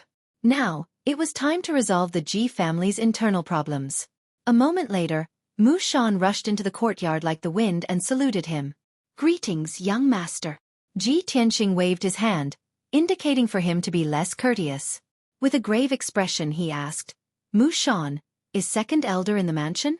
Mu Shan hurriedly reporting to young master, "Just a quarter of an hour ago, second elder and Ji House secretly escaped from the imperial city. However, this subordinate has been following young master's orders and has been secretly following them." Ji Tianxing furrowed his brows as a cold glint flashed in his eyes. "It's just as I expected. I had long expected that Ji Ruffing and his son would escape. Now that I am the family head, I hold the power of the Ji family, I have won first place in the competition, and I have become a disciple of the Sky Pillar sect. Ji Ruffing can no longer do anything to me." I was just about to give the order to capture him and punish his crimes in public, but he fled in fear of punishment. Humph. Mu Shan hurriedly took out a stack of papers and a small jade bottle from his sleeve and handed them to Ji Tianxing. "Young master, these are some criminal evidence that I found in the secret compartment of Second Elder's secret chamber. Please take a look." Ji Tianxing took the papers and jade bottle and carefully examined them. Those few slips of paper were the secret letters between Ji Ruffing and the young prince, Ji Ling, as well as the receipts for the secret weapon transactions. In the small jade bottle, there was still half a bottle of medicinal powder that had not been used up. It was the supplementary medicine for the energy-destroying powder. Ji Tianxing had long suspected that someone from the Ji clan had secretly poisoned his father, Ji Chongkong. That was why his father was poisoned on the day the Ling clan came knocking on their door. Now that he saw this half bottle of medicinal powder, he finally confirmed that the person who poisoned him was second uncle, Ji Ruffing. "The evidence is conclusive. Ji Ruffing, I'll make you pay with your blood this time." Ji Tianxing's face was filled with rage as he bellowed. He immediately ordered, "Mu Shan, leave a few experts behind to keep an eye on the managers in the mansion. Don't let them escape. Gather the men immediately. I will personally lead a team to hunt down Ji Ruffing. We absolutely cannot let him escape." "Understood." Mu Shan cupped his fists and accepted the order. He immediately left the room to gather the experts of Shadow Sword Hall. Ji Tianxing also hurriedly left the Cool Breeze courtyard. He found a chasing wind horse and prepared to set off. Currently, his father was heavily injured and was in seclusion. He would soon be heading to the Sky Pillar sect. The Ji clan would have no one to oversee the situation. If Ji Ruffing made a comeback, no one in the Ji clan would be able to stop him. Therefore, Ji Tianxing had already made up his mind to eliminate Ji Ruffing no matter what. If this internal trouble was not eliminated, the Ji clan would never have a day of peace. A moment later, Ji Tianxing led Mu Shan and the 6 experts of Shadow Sword Hall out of the Ji mansion. The group left the imperial city and chased westward as fast as lightning. Every 2 hours, Mu Shan would receive a secret message from his subordinates using swift wind birds to learn about Ji Ruffing's whereabouts and news. Unknowingly, 6 hours had passed. The sun had already set and the curtain of night was about to fall. At this time, Ji Tianxing, Mu Shan, and the others had already chased for more than 300 miles. They were far away from the imperial city and had entered Yuzhou. Obviously, Ji Ruffing had also discovered that someone was chasing after him. Not only did he run for his life without stopping, but he also fled into the mountains in order to shake off his pursuers. 2 hours later, Ji Tianxing, Mu Shan, and the others finally caught up to Ji Ruffing. In the darkness of the night, on top of a 1,000-zhang tall mountain, Ji Ruffing, Ji Hao, and 4 other guards in leather armor were standing in the open space with their backs against each other in a defensive formation. The horses that the 6 of them rode had long been abandoned at the foot of the mountain. Ji Ruffing's appearance was somewhat disheveled. His clothes were soaked in sweat and his eyes were glaring angrily, flashing with a frightening light. Like the 4 bodyguards, he gripped his profound weapon saber and sword tightly and stared murderously at the Shadow Sword Hall experts around him. Ji Hao's face was ashen. He hid in the crowd with a frightened look in his eyes, trembling all over. 8 Shadow Sword Hall experts spread out and surrounded them, approaching step by step. Ji Tianqing strode into the field with Mu Shan and stopped 10 meters away from Ji Ruffing. He looked coldly at Ji Ruffing and shouted in a low voice, "Ji Ruffing, you're guilty of so many crimes. Do you still think you can escape?" Ji Ruffing stared at Ji Tianqing with a gloomy face. He pretended to be angry and shouted, "Ji Tianqing, I only went to Yuzhou to take care of family business. Why did you send people to kill me?" Seeing his reaction, Ji Tianqing immediately sneered and said, "Ji Ruffing, you're about to die and you still want to play dumb? You sent assassins to assassinate me. According to the Ji family's rules, assassinating the family head's legitimate son is a capital offense. You wantonly destroyed the Ji family's foundation and secretly traded large amounts of profound weapon equipment with the young prince. This is also a capital offense. Also, you colluded with the Ling family and secretly poisoned the family head. You murdered the family head. This is also a capital offense. Ji Ruffing, you've committed 3 major crimes. No matter which one, I can kill you on the spot." Ji Ruffing's expression changed drastically. Deep hatred flashed through his eyes. However, he still refused to admit his crimes. He even quibbled, "Ji Tianqing, this is only your side of the story. You want to punish me? Do you have any evidence?" "Without any evidence, on what basis did you send people from Shadow Sword Hall to kill me?" "You want evidence?" Ji Tianqing sneered. He waved his hand and threw a stack of paper and a jade bottle in front of Ji Ruffing. "This is the evidence. Open your dog eyes and look carefully." When Ji Ruffing saw the stack of paper and jade bottle, he didn't need to read the contents to know that he had been completely exposed. His expression became ferocious as he shouted in a venomous tone, "Ji Tianqing, I underestimated you. Originally, today was supposed to be the day of your death. But I didn't expect that a piece of trash like you could rise again and defeat the young prince to take first place in the family competition. I really regret not killing you earlier. If you hadn't interfered, my plan would have been completed long ago. I would have taken back the family head position that should have belonged to me." Ji Tianqing's expression was cold as he shouted, "Ji Ruffing, all these years, even though you've run amok and wantonly embezzled the Ji family's assets, my father still didn't do anything to you out of brotherly affection. My father treated you like a brother, but you repaid his kindness with enmity. Not only did you plot to usurp the family head position, but you also wanted to kill us father and son. You've committed a heinous crime. Death is not to be regretted. Tonight, I will clean house for the Ji family." Chapter 84. Hearing Ji Tianqing's words, Ji Ruffing laughed maniacally. He roared like a madman, "Bullshit! How am I inferior to your father? I'm the second son, and the position of patriarch should be mine. Why should I pass it to your father? It's your father, Ji Chongkong, who took away everything that belonged to me.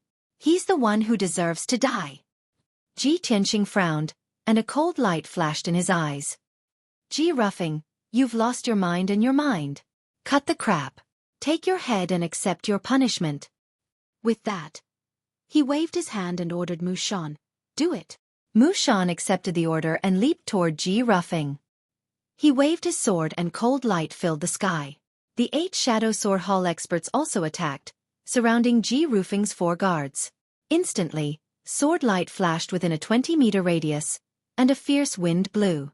The sword light brought with it a violent and fierce wind that spread in all directions, sweeping up the fallen leaves on the ground and sending sand and stones flying. The dazzling cold light illuminated the dark night. Ding ding dang dang, after a series of clanging sounds of swords colliding, the battle ended. Although Ji Ruffing's 4 trusted guards were at the first or second level of the Mystic and Lightning realm, they could not withstand the attacks of the Shadow Sword Hall experts. Both sides had only exchanged a few blows before the 4 guards were killed by the Shadow Sword Hall experts.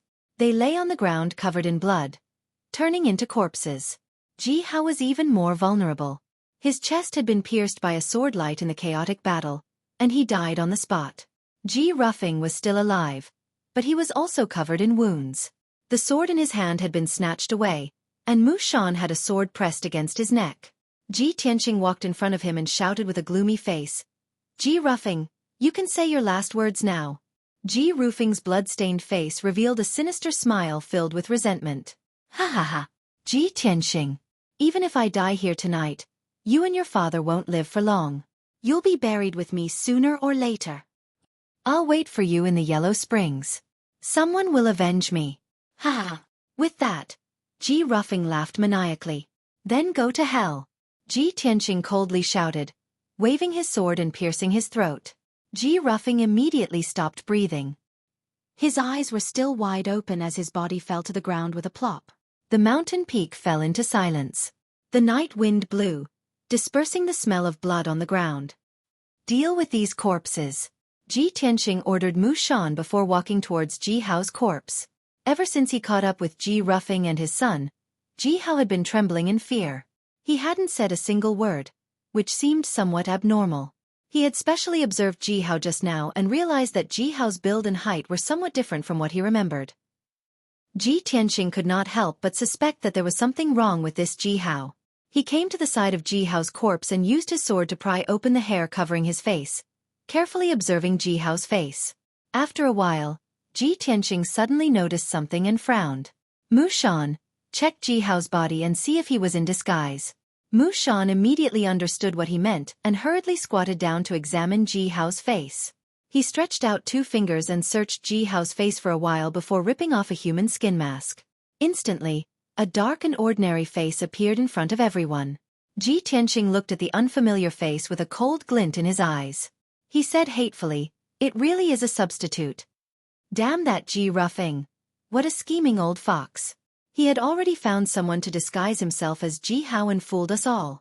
Mu Shan knelt down on one knee in shame and apologized to Ji Tianqing. "Young master, it is my negligence.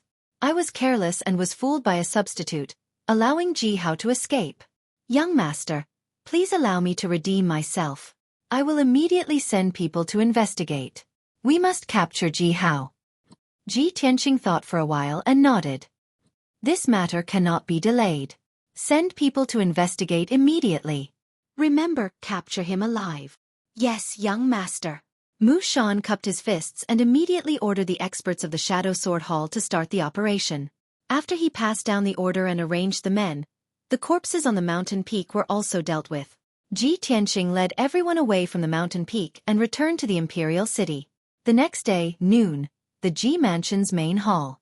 Ji Tianqing sat on the seat of the patriarch. Today, he was going to clean up the internal problems and reorganize the Ji family. Mu Shan stood beside him with a sword in his hand, looking like a murderous god. On both sides of the main hall sat Grand Elder Ji Dejiang, for managers with different surnames, and a few elders and elders of the Ji family. Third Elder Ji Changhe and 5 other managers with the surname Ji were forced to kneel in the middle of the main hall by the experts of the Shadow Sword Hall. Ji Tianqing took out all kinds of evidence and listed the crimes of the 5 managers with the surname Ji. Then, he announced the punishment in front of everyone. Remove the 5 managers with the surname Ji from their positions and confiscate all their family assets. Then, all 5 of them will be expelled from the Ji family and their names will be erased from the genealogy. From now on, these 5 people would no longer be the powerful managers of the Ji family. They would be reduced to penniless paupers. Moreover, they would be expelled from the Ji family and their names would be erased from the genealogy. Even after death, they would not be able to enter the Ji family's ancestral hall. To them, this was undoubtedly the most reasonable punishment.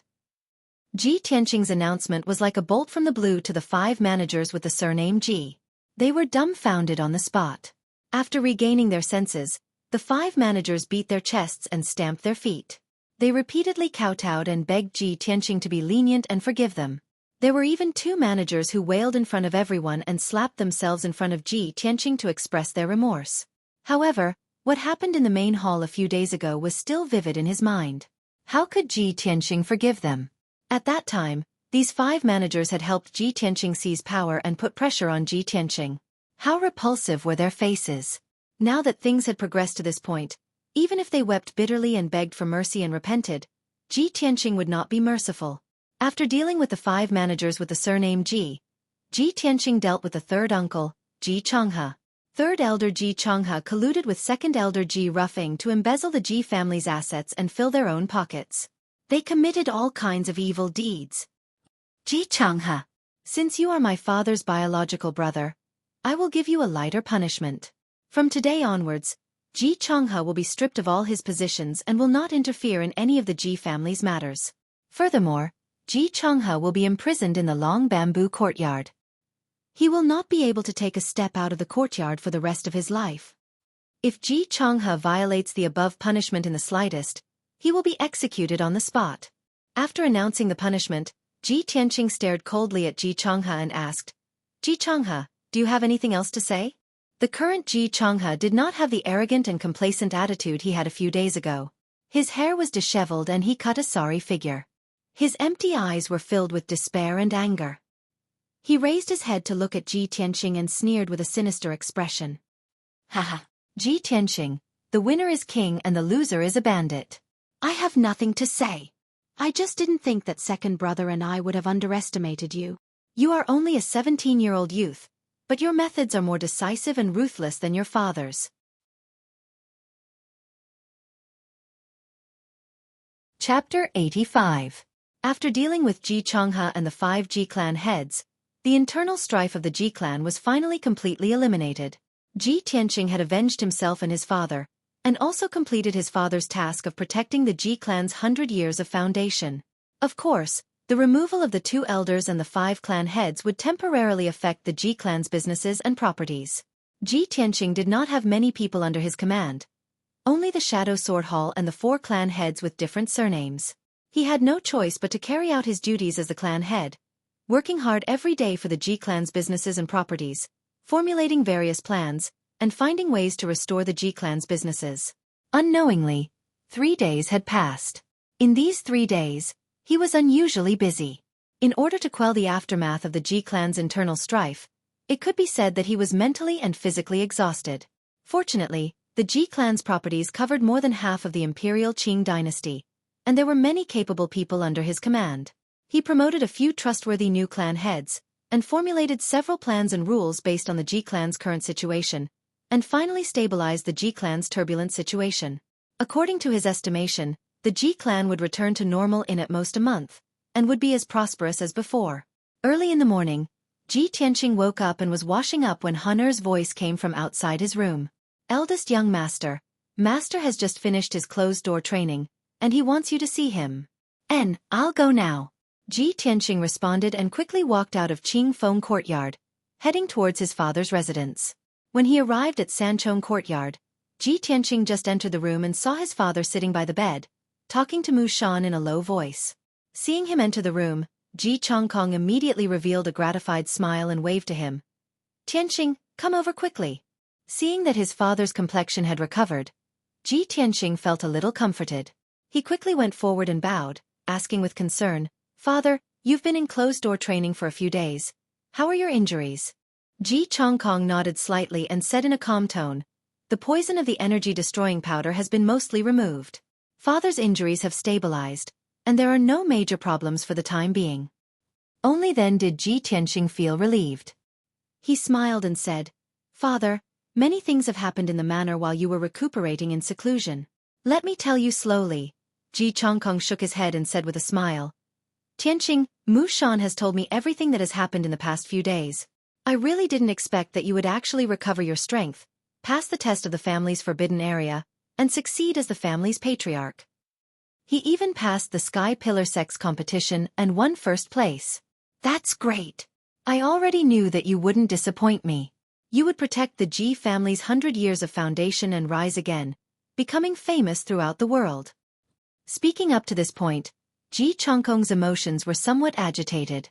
His heart was filled with deep shock. Ji Tianqing being able to pass the test of the family's forbidden area had already surprised him. When he entered the family's forbidden area, he was at the 6th stage of the Tongxian realm, but he was still beaten black and blue by the Black Dragon.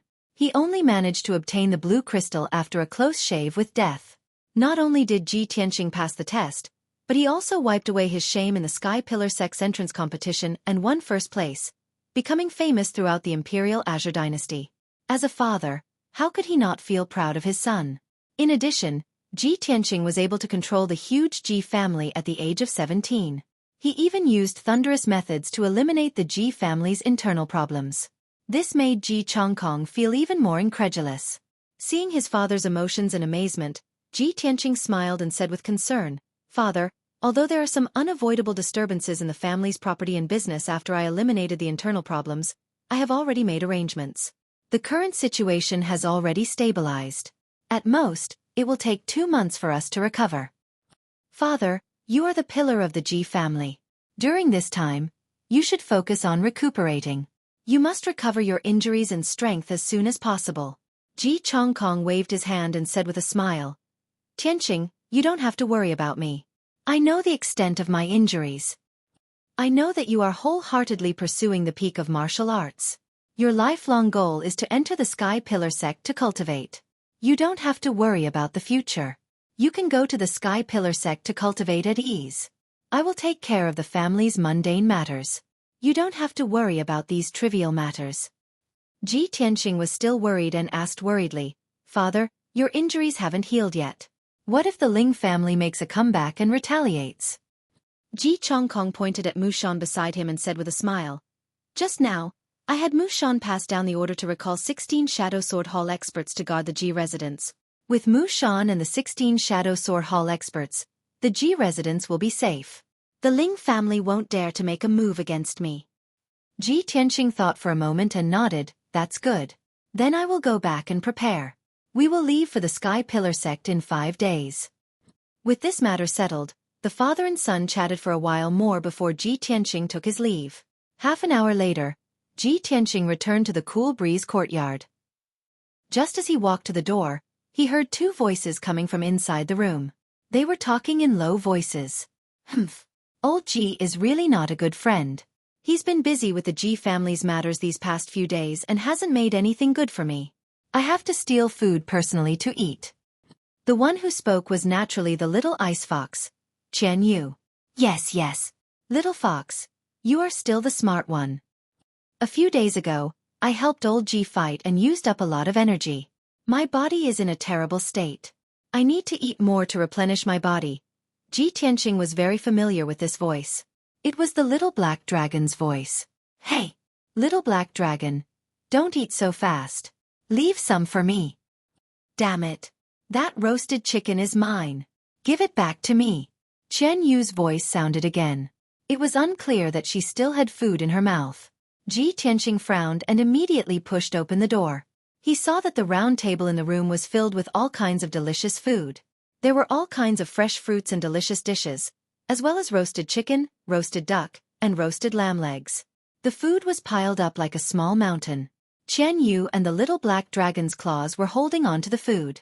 They were eating heartily, grease dripping from their mouths. When Ji Tianqing walked into the room, Qian Yu was reaching out with its little claws, trying to snatch a golden roasted chicken from the little black dragon's hands. The 2 of them heard the door open and stopped at the same time.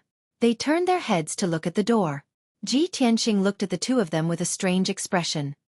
He pretended to be angry and said, Wow, the 2 of you are stealing food behind my back. The little black dragon hurriedly swallowed half of the chicken leg in its mouth. Then, with a whoosh, it turned back into the black dragon's sword and wormed its way into the scabbard hanging on the wall. Qian Yu hurriedly wiped the grease from its little mouth and smiled. Old Ji, don't be angry. I didn't mean to steal food. It rolled its eyes and pointed its little claws at the black dragon's sword hanging on the wall. It said righteously, It was the little black dragon who wanted to eat and instigated me to steal food from the kitchen. It has been complaining to me for the past few days. It said that it used up a lot of energy to help you fight in the arena that day. It even hurt its waist and needed to eat to replenish its energy. The black dragon's sword hanging on the wall swung twice. The little black dragon's sullen voice sounded. It wasn't me. It has nothing to do with me. Little fox. It was Hungry Fox who complained first. Hungry Fox complained first. Ji Tianqing was amused by the little black dragon's words. This sentence is concise and comprehensive, and it's accurate. Hee.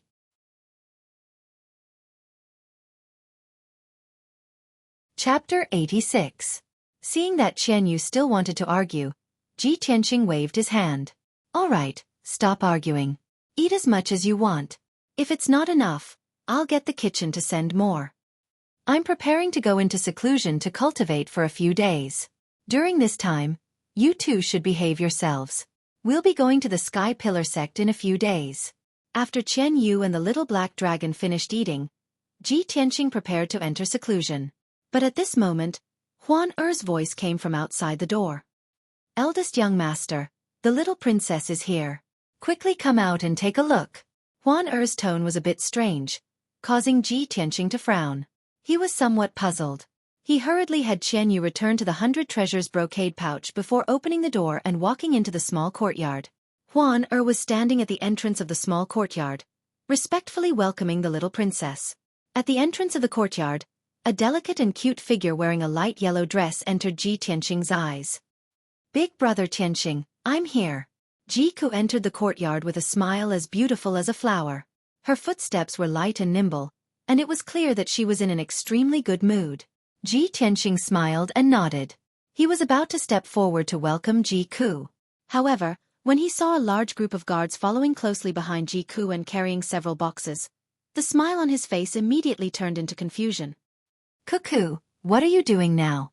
Jiku came to his side with a face full of joy. She intimately held his arm and directed the palace guards to carry the boxes into the room. "Big brother Tianqing, don't misunderstand. I'm not here to give you gifts this time. These boxes are all my luggage. I've decided to stay with you for a few days." Ji Tianqing's expression became a bit strange. "Cuckoo, this isn't good, is it? You're an unmarried princess, and you're coming to stay with me.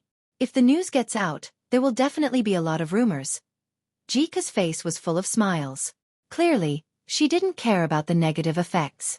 After the guards put down the boxes, she ordered them to leave the small courtyard. She pulled Ji Tianqing into the room. After sitting down, she smiled and said, "Big brother Tianqing, we'll be going to the sky-bearing sect in a few days anyway. I'm bored staying in the palace for the next few days, so I'll stay here for a few days. It'll be convenient for us to set off together." "What's wrong? Big brother Tianqing, are you unwilling? Am I too abrupt and presumptuous? If Big brother Tianqing finds me annoying, then I'll just move out." As she spoke, she pouted. Her beautiful face revealed a wronged expression, and a layer of mist appeared in her clear eyes. Ji Tianqing quickly smiled and pinched her cute little face.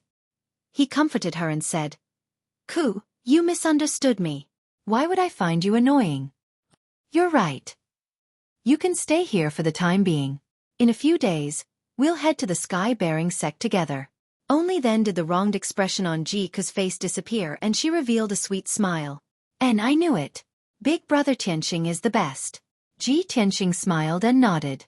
Then he had Huan Er tidy up a room for Jiku and prepare a place to stay. Only the two of them were left in the room. Jiku leaned over to Ji Tianqing's ear and whispered, "Big brother Tianqing, I have something to tell you. This morning, people from the sky-bearing sect brought my imperial uncle out of the imperial city and set off for the sky-bearing sect." Hearing this news, Ji Tianqing immediately frowned. Little Prince Jiling? He actually went with the people from the sky-bearing sect to the sky-bearing sect. Jika nodded. Her clear eyes were also filled with doubt. "That's right. I also don't understand why. It's reasonable to say that you, the first place of the tournament, should be valued by the sky-bearing sect. They should be bringing you along." Ji Tianqing remained silent. His eyes were surging with thoughts. He kept feeling that something was wrong. After a moment of silence, Jika suddenly thought of something. Her expression couldn't help but change slightly. She lowered her voice and said, "That's right. Big brother Tianqing, I remembered something. Previously, I inadvertently heard that the 3 disciples from the sky-bearing sect came to our Imperial Azure Dynasty not only to supervise the tournament, but also to complete a mission. They seem to be looking for someone and my Imperial uncle is the person they're looking for. Big brother Tianqing, do you think it's because of this?" Ji Tianqing nodded slightly and said with a solemn expression, "It should be. But why is Ji Ling the person they're looking for?" Jika frowned and shook her head. "I also don't understand why. Perhaps when we reach the sky-bearing sect, we'll know what's going on." Following that, Jika chatted with him for a while more before preparing to return to her room to rest. Ji Tianqing hurriedly urged, "Cuckoo, I'm preparing to go into seclusion to cultivate for a few days. We'll set off in 5 days. It'll take at least half a month from the Imperial Azure Dynasty to the sky-bearing sect. The journey is long and bumpy. You should rest well these few days." Jiku nodded obediently to show that she understood. She bid farewell to him and returned to her room. Ji Tianqing also entered the secret underground chamber. He took out many pills and swallowed them before he began to cultivate. 2 days ago, he took the time to go to the martial arts hall and tested his strength again. Now, he already had the strength of the 5th level of the true element realm. Moreover, the sword embryo in his body was growing stronger day by day. His strength was still rapidly increasing. Ji Tianqing considered and prepared to cultivate the 3rd level of the sword heart Dao. He wanted to refine the 9 main meridians in his body into a sword vein. Although his meridians had been transformed by the red star flower's medicinal power, his meridians were much tougher and stronger than ordinary people. However, this was far from enough. It was difficult to support the powerful sword qi and the circulation of his true essence. Only by refining the 9 main meridians into a sword vein could he circulate his true essence more smoothly and control the sword qi more freely. In the dark secret chamber, Ji Tianqing sat cross-legged in the essence-gathering array. His hands formed the sword-controlling art as he began to cultivate. The medicinal pills that he had just consumed were also catalyzed by his true essence and emitted a majestic medicinal power. The medicinal power flowed endlessly in his meridians, strengthening his true essence and sword embryo. He circulated his qi and cultivated for 9 cycles, and a day had passed. A day of bitter cultivation had increased his strength by a few notches. The sword embryo had also grown significantly. He was about to consume another medicinal pill to cultivate when his body suddenly stiffened. His consciousness was sucked into the mysterious black hole in his dantian and into Kenshin's tomb. Swoosh! Ji Tianqing's consciousness entered a cold and dark space. He looked around and realized that he was no longer in the vast wilderness. Instead, he was under the indomitable pitch-black sword steel. The ancient sword steel that was tens of thousands of feet tall was as majestic as before. It emitted a majestic aura that could suppress heaven and earth. The 4 blood-red words on the sword steel emitted a domineering and sharp sword essence that seemed to be able to tear the sky apart. Ji Tianqing immediately understood that the sword soul, the burial of heaven, must have pulled his consciousness into Kenshin's tomb and brought him here.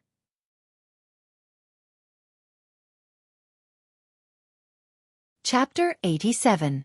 Ji Tianqing looked up at the ancient sword steel and asked calmly, "Senior Burial of Heaven, did you summon me here?"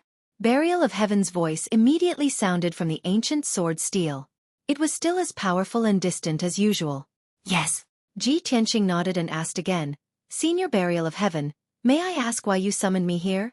Burial of Heaven said in a low voice, "Boy, although you can cultivate the path of the sword heart and have reached the beginner level, you are still a human being.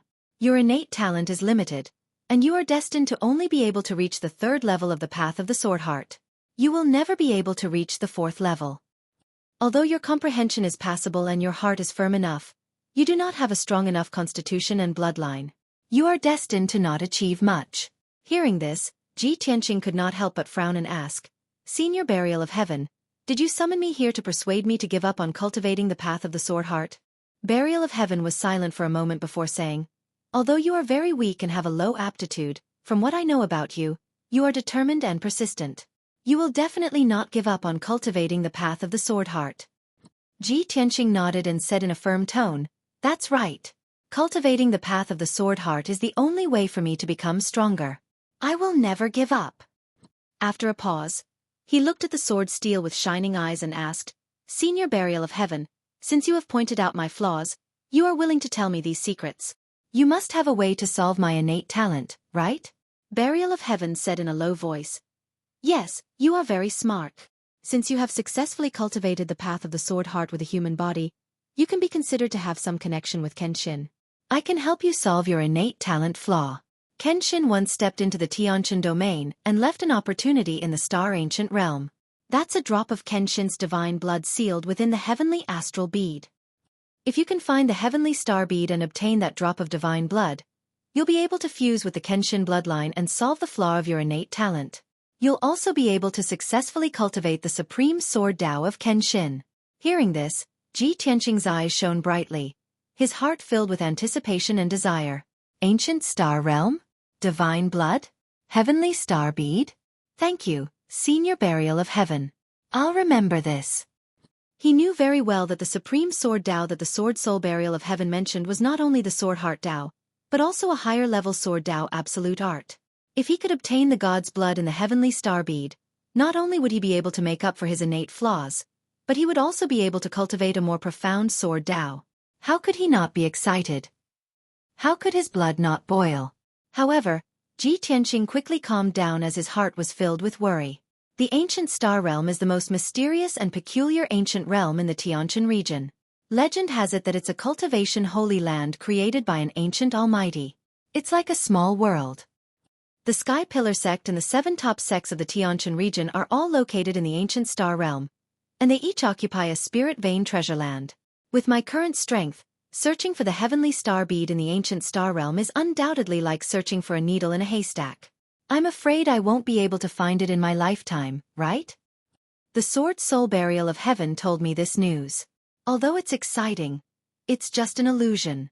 It can only be a fantasy. At this moment, the Sword Soul Burial of Heaven spoke again. Kid, aren't you going to the Sky Pillar sect in a few days? The Sky Pillar sect is in the ancient star realm. After you settle down in the Sky Pillar sect, do your best to find the heavenly star bead.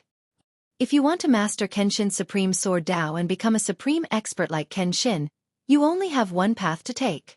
Ji Tianqing frowned and asked doubtfully, Senior Burial of Heaven, how do you know that I'm going to the Sky Pillar sect in a few days? The Sword Soul Burial of Heaven let out a low chuckle. Hee hee, I'm in your body. I know everything about you. Otherwise, how could you have survived in the Taiyi mountain range and even subdued that little heavenly fox? Ji Tianqing came to a realization and felt even more respect for the Sword Soul Burial of Heaven. Oh right, Senior Burial of Heaven. You said that Qianyu is a little heavenly fox? Can you tell me more about it? The Sword Soul Burial of Heaven said indifferently, it's just a divine beast, heavenly fox. Although it's one of a kind in this world, when I was in the upper realm. At this point, it suddenly stopped and didn't continue. In short, it's also a great opportunity for you to subdue that little heavenly fox. It will be a great help to you in the future. Since the Sword Soul Burial of Heaven didn't want to say more, Ji Tianqing didn't ask any more and nodded to show that he understood. Thank you for your advice, Senior Burial of Heaven. Senior Burial of Heaven, you told me so many secrets today and even helped me think of a way to solve my innate talent defect. You must have your reasons. Ji Tianqing knew very well that there was no such thing as love or hatred for no reason in this world. The Sword Soul Burial of Heaven didn't have any friendship with him, but it was willing to tell him so many secrets and help him come up with ideas. It must have other motives. Sure enough, the Sword Soul Burial of Heaven didn't hide it and said truthfully, yes, part of the reason why I helped you is because you have some relationship with Kenshin. And the main reason is that I need you to grow stronger quickly and help me obtain a stronger primordial qi so that I can gradually awaken. The primordial qi I obtained from the little heavenly fox was too weak. It could only keep my soul from being destroyed, but it couldn't really awaken. Hearing this, Ji Tianqing raised his eyebrows and smiled. Senior Burial of Heaven, since that's the case, then this is a deal between us. You guide me in cultivating Kenshin's supreme sword Tao, and I help you recover your primordial qi after I become stronger. How about it? The Sword Soul Burial of Heaven suddenly chuckled in a mocking tone. The sword steel also burst forth with a soaring sword intent, causing a fierce wind to blow in the sky. Ha ha ha, a lowly human boy dares to make a deal with me? You're really an interesting little guy. Fine, I'll do as you say. This matter was settled. The ancient sword steel burst forth with an invisible force and sent Ji Tianqing's consciousness out of Kenshin's tomb. Swoosh! His consciousness returned to his body, and he opened his eyes. Star Ancient Realm, Heavenly Star Pearl, Kenshin's blood. I will never give up on the Sword Heart Tao. I will definitely find the Heavenly Star Pearl and obtain Kenshin's blood. Ji Tianqing clenched his fists and swore in his heart. After a long time, he finally calmed down and began to cultivate again. In the next 4 days, he cultivated in seclusion in the secret chamber and didn't show himself. It wasn't until the morning of the 5th day that he ended his cultivation and walked out of the secret underground chamber. At this time, his strength had increased a few times compared to before he went into seclusion, and he wasn't far from true energy stage 6. Today was the day he and the little princess Xueqi set off. Please add me to the bookshelf. Please recommend me and give me tips. Thank you, brothers.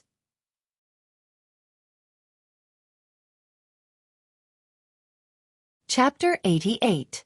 Early in the morning, the Ji residents prepared a carriage for Ji Tianqing and Xueqi. Other than the 2 coachmen, There were also 4 bodyguards who would escort them to the Sky Pillar sect. Ji Chongkong personally led the Ji family to send Ji Tianqing and Ji Ku out of the Ji residence and waved goodbye to them. The 2 carriages left the imperial city under the morning sun and headed north along the official road, kicking up a cloud of dust. Originally, Ji Tianqing and Ji Ku were in a separate carriage and their luggage was also in their respective carriages. The Ji family arranged it this way to avoid suspicion, and they also didn't dare to neglect the little princess. They couldn't let the precious little princess squeeze in the same carriage as Ji Tianqing, right? What kind of scandal was this? Where would the imperial family's face be? However, when the carriage left the imperial city, the little princess squeezed into Ji Tianqing's carriage and insisted on squeezing in with him. Her reason was very good. The journey to the Sky Pillar sect was so long and it was too boring to sit alone in a carriage. Of course, she needed someone to chat with to relieve her boredom. Ji Tianqing naturally couldn't bear to refuse her. Seeing her smiling face and her extremely good mood, he chatted with her along the way. In the afternoon, Ji Ku was a little tired and didn't chat anymore. She lay in Ji Tianqing's arms and dozed off. Ji Tianqing naturally wouldn't wake her up. He even changed into a more comfortable position and hugged her as he quietly pondered. When night fell, the 2 carriages drove into a small town. Everyone found an inn to stay in and rest. Early the next morning, everyone rested well and replenished their water and food before continuing on their journey. From the Imperial Azure Kingdom to the Star Ancient Realm where the Sky Pillar sect was located, they had to pass through 2 kingdoms. Fortunately, they were on the main roads of the various kingdoms and the carriage's speed was also very fast. They could travel 500 to 600 miles a day. 3 days later, the carriage drove out of the Imperial Azure Kingdom and entered the Mao Rong Kingdom. There were many mountains and rivers in the Mao Rong Kingdom. The scenery was magnificent and the culture was also very different from the Imperial Azure Kingdom. Ji Tianqing and Ji Ku sat in the carriage and enjoyed the scenery along the way. They chatted happily. This was especially true for Ji Ku, who had grown up in the Imperial Palace and rarely left the Imperial City. She had always been curious and yearned for the outside world. Leaving the Imperial Azure Kingdom for the Sky Pillar sect was the furthest journey she had ever taken in her life.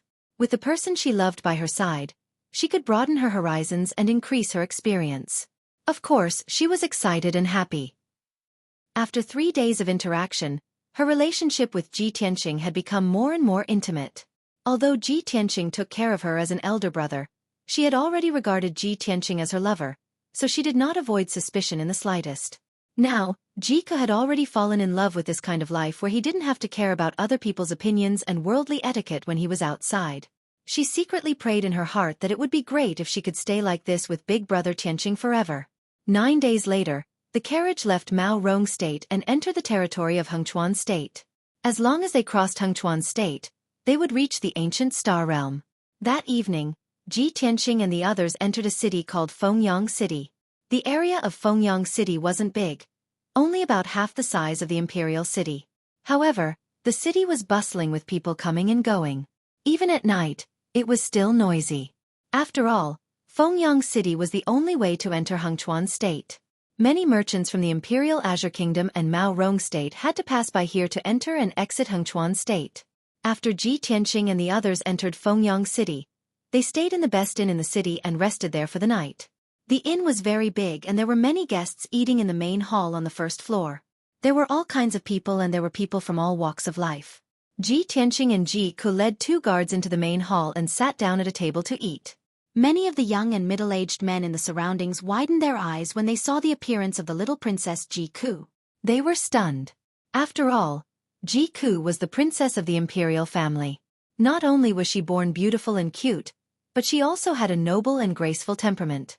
Even though she was only 15 years old, she was already a rare beauty. If she were to grow up a few years, she would definitely be an outstanding beauty.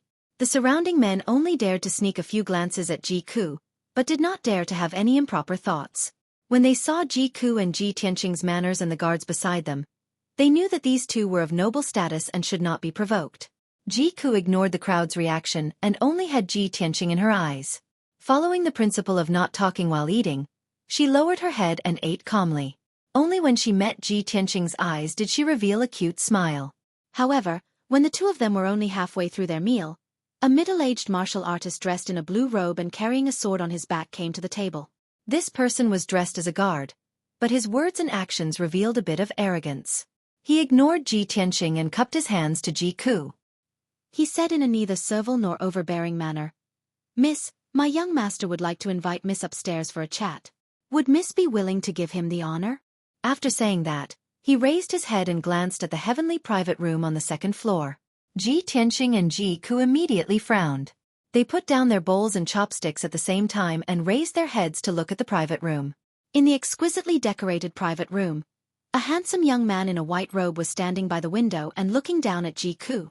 The handsome young man was about 20 years old. He wore a jade crown on his head and his hair was tied up in a bun. His face was fair and handsome, and his whole body exuded a confident and noble aura. When he saw Ji Ku looking up, he even nodded slightly at Ji Ku and revealed a gentle and elegant smile. If it were any other ordinary girl, they would not be able to resist his gentle gaze and smile. Moreover, he was obviously a young man of noble status and strength. Which girl would reject his kind invitation? Unfortunately, Ji Ku was not an ordinary girl. That handsome young man was destined to be disappointed. She retracted her gaze and glanced at the middle-aged guard. Her tone was indifferent as she said, "Please tell your young master that I'm not interested and don't know him. I don't want to give him the honor." The middle-aged guard's expression changed instantly. His eyes were sharp as he shouted in a low voice, "Miss, do you know who my young master is? How dare you be so merciless?" Ji Ku glanced at him disdainfully and sneered disdainfully. "Why should I care who your young master is? What does it have to do with me? Also, do you know who I am? How dare you be so rude to me?" At this moment, Ji Tianqing ordered the guard beside him expressionlessly, "Long Wu, if this person dares to speak another word, throw him out." The guard named Long Wu was actually one of the Shadow Sword Hall's experts. He was a cold-blooded swordsman at the second stage of the mystic comprehending realm. Hearing Ji Tianqing's order, Long Wu stared coldly at the middle-aged guard. His entire body was emitting a chilling murderous aura. The middle-aged guard was so angry that his face turned ashen. However, he did not dare to fight with Long Wu in public to avoid being punished by his master. He raised his head and glanced at the handsome young man on the second floor before resentfully turning around and leaving.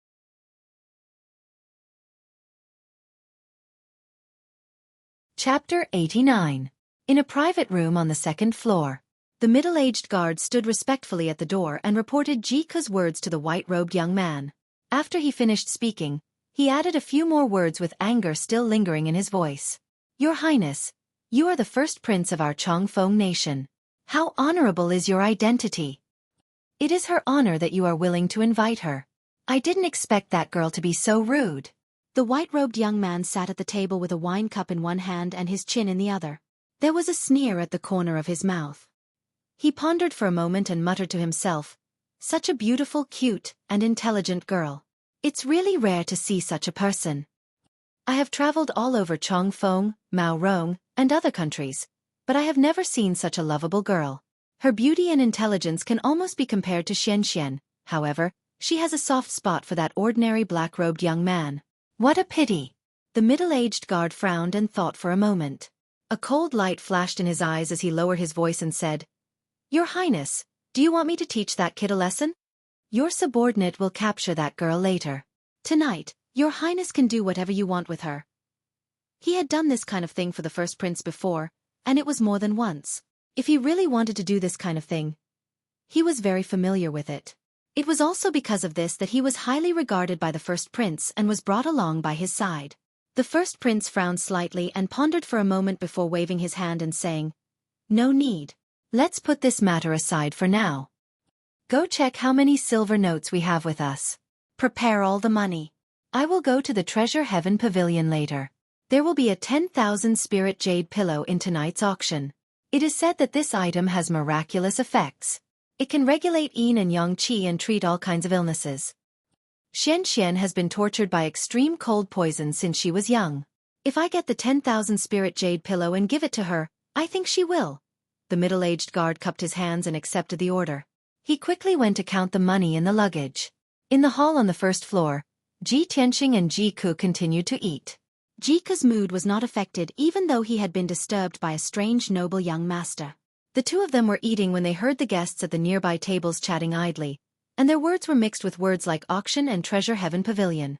Xueqi listened attentively for a while and got the gist of it. She revealed an expression that was filled with interest as she said to Ji Tianqing, "Big brother Tianqing, I heard that the treasure heaven pavilion in the city is going to hold an auction tonight. This is an annual grand event. The reason why the city is so lively tonight is most likely because of this auction. Shall we go and take a look?" Ji Tianqing frowned slightly and shook his head with a chuckle. Let's not join in the fun. When we were in the imperial city, we've seen countless auctions. This Fengyang city is far less prosperous than the imperial city. It's just an auction. There's no point in watching it. Even though Xueqi yearned for it in her heart, seeing that Ji Tianqing didn't agree, she could only purse her small lips and resentfully say, "All right, I'll listen to Big Brother Tianqing." While the two of them were talking, a handsome youth at the neighboring table had been listening to their conversation with a smile on his face. This blue-robed youth was about the same age as Ji Tianqing. He had a tall and straight figure, a handsome face, and an imposing appearance. There were also two middle-aged martial artists standing at the side of the table. They were obviously his attendants and guards. After hearing Ji Tianqing's words, the blue-robed youth smiled slightly and said to Ji Tianqing, "This brother's words are incorrect. Brother, you might not know, but this Fengyang city is a place one must pass through to enter the Hengchuan kingdom from the three neighboring kingdoms. It's also an important place for merchants to trade. The Treasure Heaven Pavilion is a large merchant company that has businesses all over the three neighboring kingdoms. The auction that they hold every year is a top grand event for the three neighboring kingdoms. Otherwise, there wouldn't be so many merchants and martial artists gathered in Fengyang City tonight." Ji Tianqing's brows raised as his eyes stared fixedly at the blue-robed youth, and he silently listened to the blue-robed youth without interrupting him. Xueqi's beautiful eyes once again surged with yearning, and she was obviously slightly moved. When he saw this scene, the blue-robed youth stood up and walked over to Ji Tianqing's table to sit down. Then he lowered his voice and said, "Brother, various priceless treasures have appeared in the past auctions, and most of them are treasures of heaven and earth that martial artists yearn for even in their dreams. Supposedly, the Treasure Heaven Pavilion will take out a rare and precious treasure to auction in tonight's auction, and it's a myriad spirit jade pillow. People who suffer from diseases or yin and yang disorder can be cured by this treasure. Women can sleep on this jade pillow and maintain eternal youth and beauty. It's even to the extent that martial artists can obtain twice the results with half the effort when cultivating and swiftly increase their strength. All in all, this treasure has extraordinary origins and miraculous effects." When he heard the words eternal youth and beauty, Xueqi's eyes were instantly suffused with a crystalline light, and he impatiently wanted to go experience it. Ji Tianqing's expression was still calm, and his gaze carried a sense of scrutiny as he sized up the blue-robed youth. A complete stranger had actually taken the initiative to introduce the Treasure Heaven Pavilion's auction to him, and even described it in an extremely tempting manner. He couldn't help but be vigilant and suspicious. Could it be that this unfamiliar blue-robed youth is a shill of the Treasure Heaven Pavilion? The blue-robed youth obviously noticed Ji Tianqing's suspicion as well, and he wasn't embarrassed in the slightest, and he still had a hearty smile on his face. He cupped his hands to Ji Tianqing and Xueqi. Then he introduced himself. "Brother, young miss, I'm Nie Hao, the grandson of Marshal Xueqi of Mao Rong Kingdom." When he mentioned his grandfather, Marshal Xueqi, his face naturally revealed a proud expression. Ji Tianqing immediately understood and returned a kind smile to Nie Hao. He cupped his hands in return and said, "So it's the grandson of Marshal Xueqi. Sorry for not recognizing you." Marshal Xueqi's name was Nie Xueqi, the Grand Marshal of Mao Rong Kingdom's troops and horses, and also the country's #1 general. Mao Rong Kingdom's imperial family was weak, and the emperor was muddle-headed and incompetent, but Marshal Xueqi was the mainstay of Mao Rong Kingdom and was deeply respected by the people. Marshal Xueqi had fought all his life, and his military achievements were splendid, and he rarely lost. It was his iron-blooded army that protected Mao Rong Kingdom's safety for 100 years, causing the surrounding countries to be fearful. Although Qingyun Kingdom and Mao Rong Kingdom had many frictions, the people of Qingyun Kingdom still respected Marshal Xueqi. Ji Tianqing saw that Nie Hao's bearing was extraordinary, and his speech and actions were open and candid, quite having the demeanor of a descendant of a general, so the suspicion in his heart was naturally dispelled. He exchanged a few words with Nie Hao and exchanged names. Then he made an inviting gesture, asking Nie Hao to sit down and talk. After Nie Hao sat down, he opened his mouth and asked, "Brother Nie, may I ask, how do you know so much about the Treasure Heaven Pavilion's auction?" Nie Hao did not hide it, and laughed at himself, and said in a somewhat low tone, "To be honest, I passed by Fengyang City this time and deliberately stayed for 2 days, just waiting for this auction. My father has been on the battlefield all year round to protect the territory, and he has suffered an injury that is difficult to heal for a lifetime, and he will not live for long. I heard the news that the Treasure Heaven Pavilion is going to auction the 10,000 spirit jade pillow, which can relieve my father's injury and allow him to live for a few more years, so I specially came to buy that 10,000 spirit jade pillow."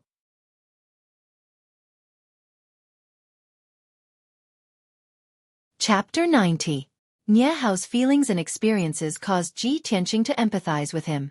His father, Ji Chongkong, was also plagued by internal injuries and probably wouldn't live for long, so he was extremely worried about his father's injuries as well. Imperceptibly, the distance between him and Nie Hao was pulled closer.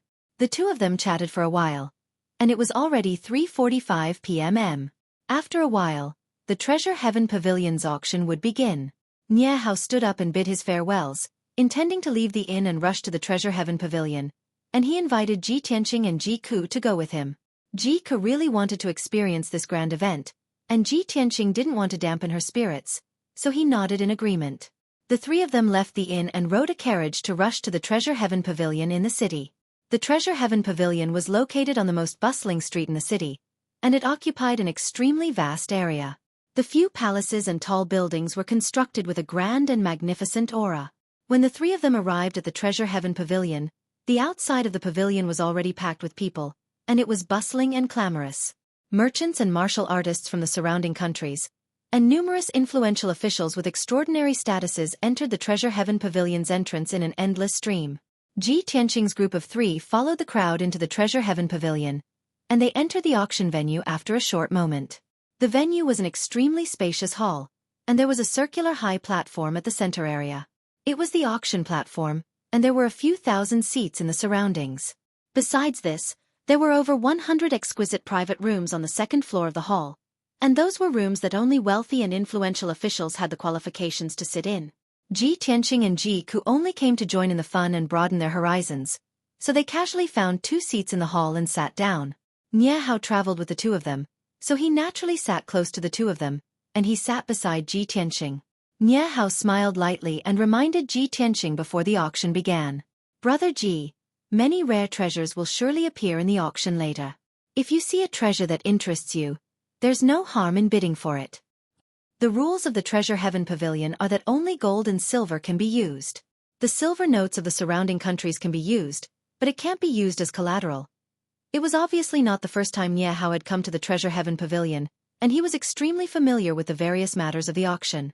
After hearing his explanation, Ji Tianqing and Ji Ku had an idea in their hearts. It didn't take long for the 2,000 seats in the hall to be filled. The time of the auction had arrived, and the auction had officially begun. An enchanting woman in a red dress walked up to the auction stage in the middle of the hall. This woman was about 30 years old. She was at her most mature, seductive, and feminine age. Her face was beautiful, and her figure was very hot. Her low-collared fiery red dress revealed a towering snow-white breast, which was very eye-catching. Ji Tianqing only took 2 glances at her before he felt a pinch on his waist.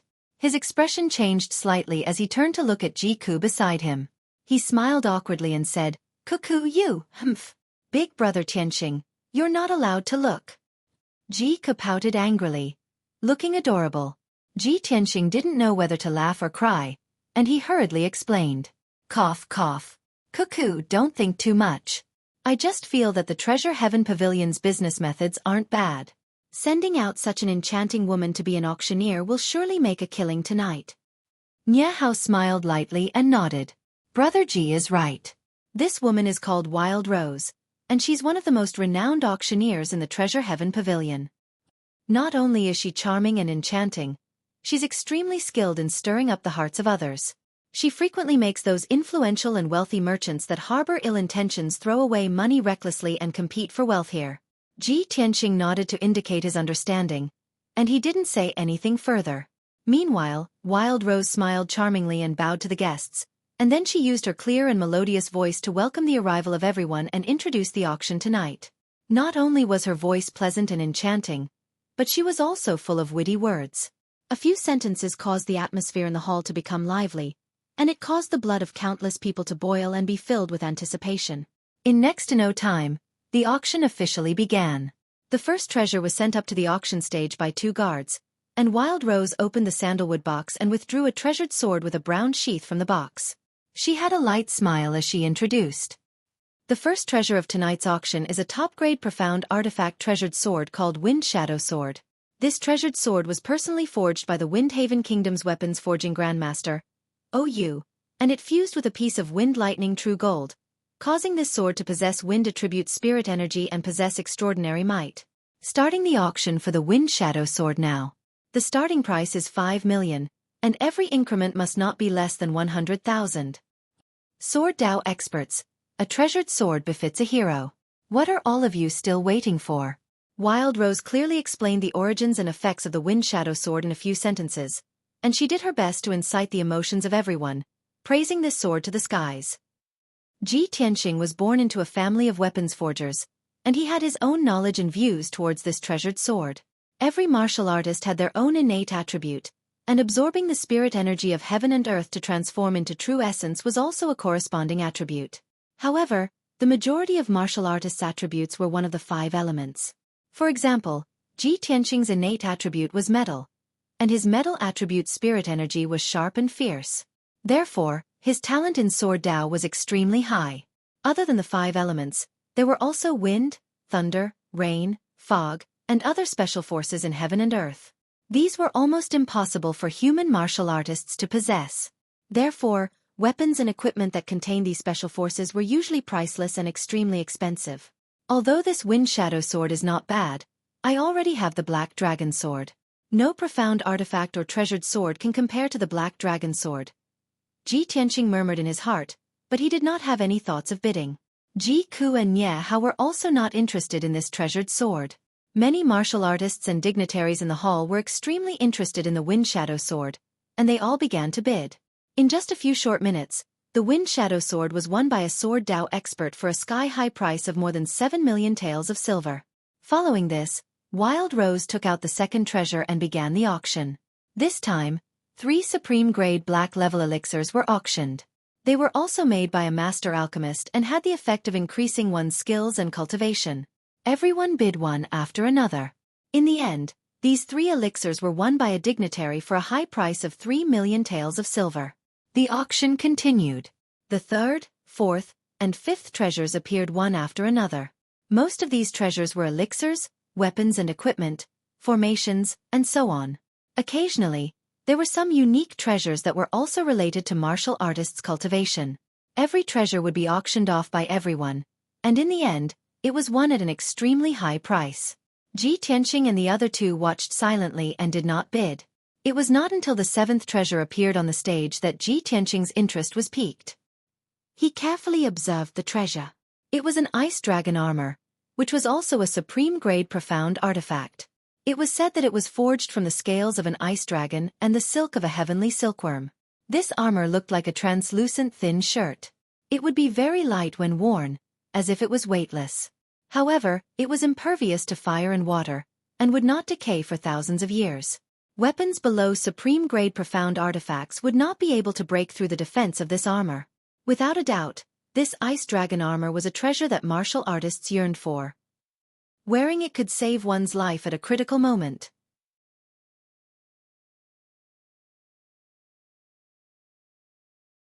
Chapter 91. Ever since the Sky Pillar Sex Entrance competition, Ji Tianqing had been eager to obtain a powerful armor. At that time, the young prince, Ji Ling, had worn the golden silk armor and was in an invincible position, making his sword light net completely harmless. If he hadn't used the Black Dragon Sword, he really would have been helpless against Ji Ling. Therefore, after Ji Tianqing understood the effects of the ice dragon armor, he didn't hesitate to bid for it. The starting price of this armor was 4,600,000 taels of silver. There were more than 20 people bidding with Ji Tianqing. They were either martial arts experts or wealthy merchants. After a quarter of an hour of bidding, the price of the ice dragon armor was raised to 8 million taels of silver. At this time, there were still 3 people who continued to bid. It was obvious that they were determined to obtain the ice dragon armor. Ji Tianqing didn't hesitate to shout out a sky-high price of 10 million taels of silver without any change in expression, causing a commotion in the hall. Although everyone present was either rich or noble, 10 million taels of silver was still a huge sum. Ordinary wealthy merchants might not be able to take out such a sum. The three people hesitated for a while, but in the end, they had no choice but to give up bidding. Ji Tianqing successfully obtained the ice dragon armor, but his expression was still calm, without the slightest bit of excitement or arrogance. Nie Hao silently looked at Ji Tianqing and Ji Ku, already having a plan in mind. Previously, in the inn, he and Ji Tianqing had exchanged names and could be considered acquaintances. However, Ji Tianqing and Ji Ku had only said their names and didn't reveal their identities. Now, Nie Hao saw that Ji Tianqing didn't even blink when he threw out 10 million taels of silver. Ji Ku was also indifferent to the sky-high price and didn't care at all. Of course, he could see that Ji Tianqing and Ji Ku's identities were extraordinary and not inferior to his. The auction continued. One after another, rare treasures were sent to the auction stage and then bought at high prices. Unknowingly, 2 hours had passed and the auction was about to come to an end. Wild Rose announced with a smile, "Ladies and gentlemen, we will be auctioning off the last treasure of the night. This treasure is called the Myriad Spirit Jade Pillow. It is the finale of this auction. This 10,000 Spirit Jade Pillow has a very miraculous effect." As she introduced the origin and effects of the Myriad Spirit Jade Pillow, she took out a pillow-shaped, light green spiritual jade from the sandalwood box. The jade pillow emitted a sparkling and translucent light under the light. It was covered with a layer of dense green light, appearing extremely mysterious and illusory. Not only that, but the jade pillow also emitted a refreshing fragrance, and there was also a rich fluctuation of yuan qi. When everyone in the hall smelled the fragrance and was enveloped by the yuan qi fluctuation, their spirits were shaken and they felt refreshed. Everyone was far away from the jade pillow, but they could already feel the special effects of the jade pillow. If he could obtain this item, wouldn't he be able to use it to sleep every night? Wouldn't it be even more effective and beneficial to his body? Suddenly, the people in the hall were in an uproar, whispering to each other. Many people's eyes lit up as they rubbed their palms, eager to participate in the auction. However, when Wild Rose announced the starting price of this treasure, most of the people gave up and revealed resentful expressions. The Myriad Spirit Jade Pillow's starting price is 20 million. Each increment must be no less than 1 million. For a moment, everyone in the hall fell silent. Previously, when Ji Tianqing bid for the Ice Chi armor at a sky-high price of 10 million, it had already made everyone speechless. The starting price of this Myriad Spirit Jade Pillow was 20 million. It was definitely not something the people in the hall could afford. Many people thought to themselves that the only people who could afford this treasure were probably the big shots in the private rooms on the second floor. Ji Tianqing knew that Nie Hao had come to the auction this time for this Myriad Spirit Jade Pillow. When he heard the sky-high price of 20 million, he subconsciously glanced at Nie Hao. Nie Hao's face was calm, and there was no change in his expression. It was obvious that he was prepared. 21 million. His voice was calm as he bid. Everyone in the hall was a little surprised. They all turned to look at Nie Hao with puzzled and scrutinizing eyes. Perhaps they could not understand why Nie Hao was still sitting in the hall on the first floor when he had the money to bid for the Myriad Spirit Jade Pillow. At this moment, a few voices rose one after another from the private rooms on the second floor. 22 million. 24 million. 28 million. I bid 30 million. In a short while, the price of the Myriad Spirit Jade Pillow was raised to 30 million. Everyone in the hall had a drastic change in expression. They revealed complicated expressions and exclaimed in surprise and low voices. Nie Hao was still calm as he continued to bid. The bigwigs in the private rooms on the second floor also joined in the bidding. Another 15 minutes passed, and the price of the Myriad Spirit Jade Pillow was raised to a sky-high price of 50 million. At this point, there were fewer bidding voices. There were only 2 people left.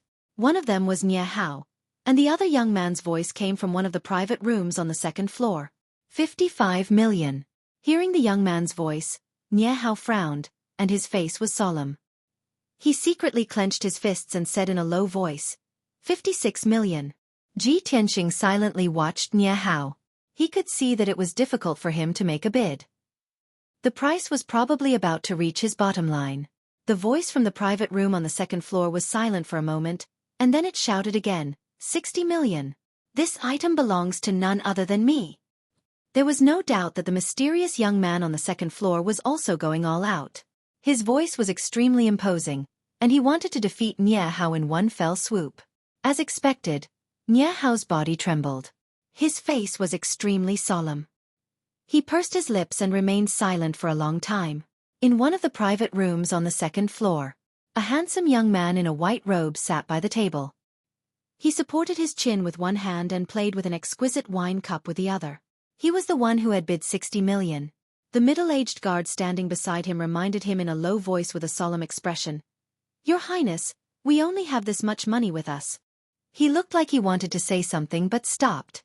He clearly wanted to remind the first prince not to casually raise the price. The first prince took a sip of wine, and a confident smile appeared on his face. Of course this prince understands. If the person downstairs raises the price again, this prince can only give up. But this prince's momentum is like a rainbow. The person downstairs is clearly unable to do anything. Does he still dare to raise the price? Ha. There is nothing this prince wants that he cannot obtain. The middle-aged guard nodded repeatedly, and his face was full of flattery. At the same time, Nie Hao was still silent. His expression was somewhat ugly, and his eyes were filled with unwillingness. But Wild Rose had already shouted, "The young master upstairs has bid 60 million. Is there anyone higher? If no one else bids, this 10,000 spirit jade pillow will belong to that young master." Ji Tianqing frowned slightly and asked Nie Hao in a low voice, "Brother Nie, this item is very important to you. Why are you not raising the price?" Nie Hao smiled bitterly and said helplessly, "I used all my strength and only prepared 58 million. I thought that would be enough, but I didn't expect." Ji Tianqing had already guessed that Nie Hao was not raising the price because he did not have enough money. After hearing Nie Hao's words, he smiled slightly and took out a stack of banknotes from his sleeve. He handed it to Nie Hao. "Here is 10 million. Take it for emergency use." Nie Hao's body trembled. He looked at Ji Tianqing in astonishment, and for a moment, he did not know what to say. He never thought that this young Master Ji, who he had only known for 4 hours, would be so generous to help him. This was definitely timely help. Nie Hao pursed his lips, and his eyes were filled with sincere gratitude. "Brother Ji, I, Nie Hao, will remember this kindness in my heart. I will never forget it."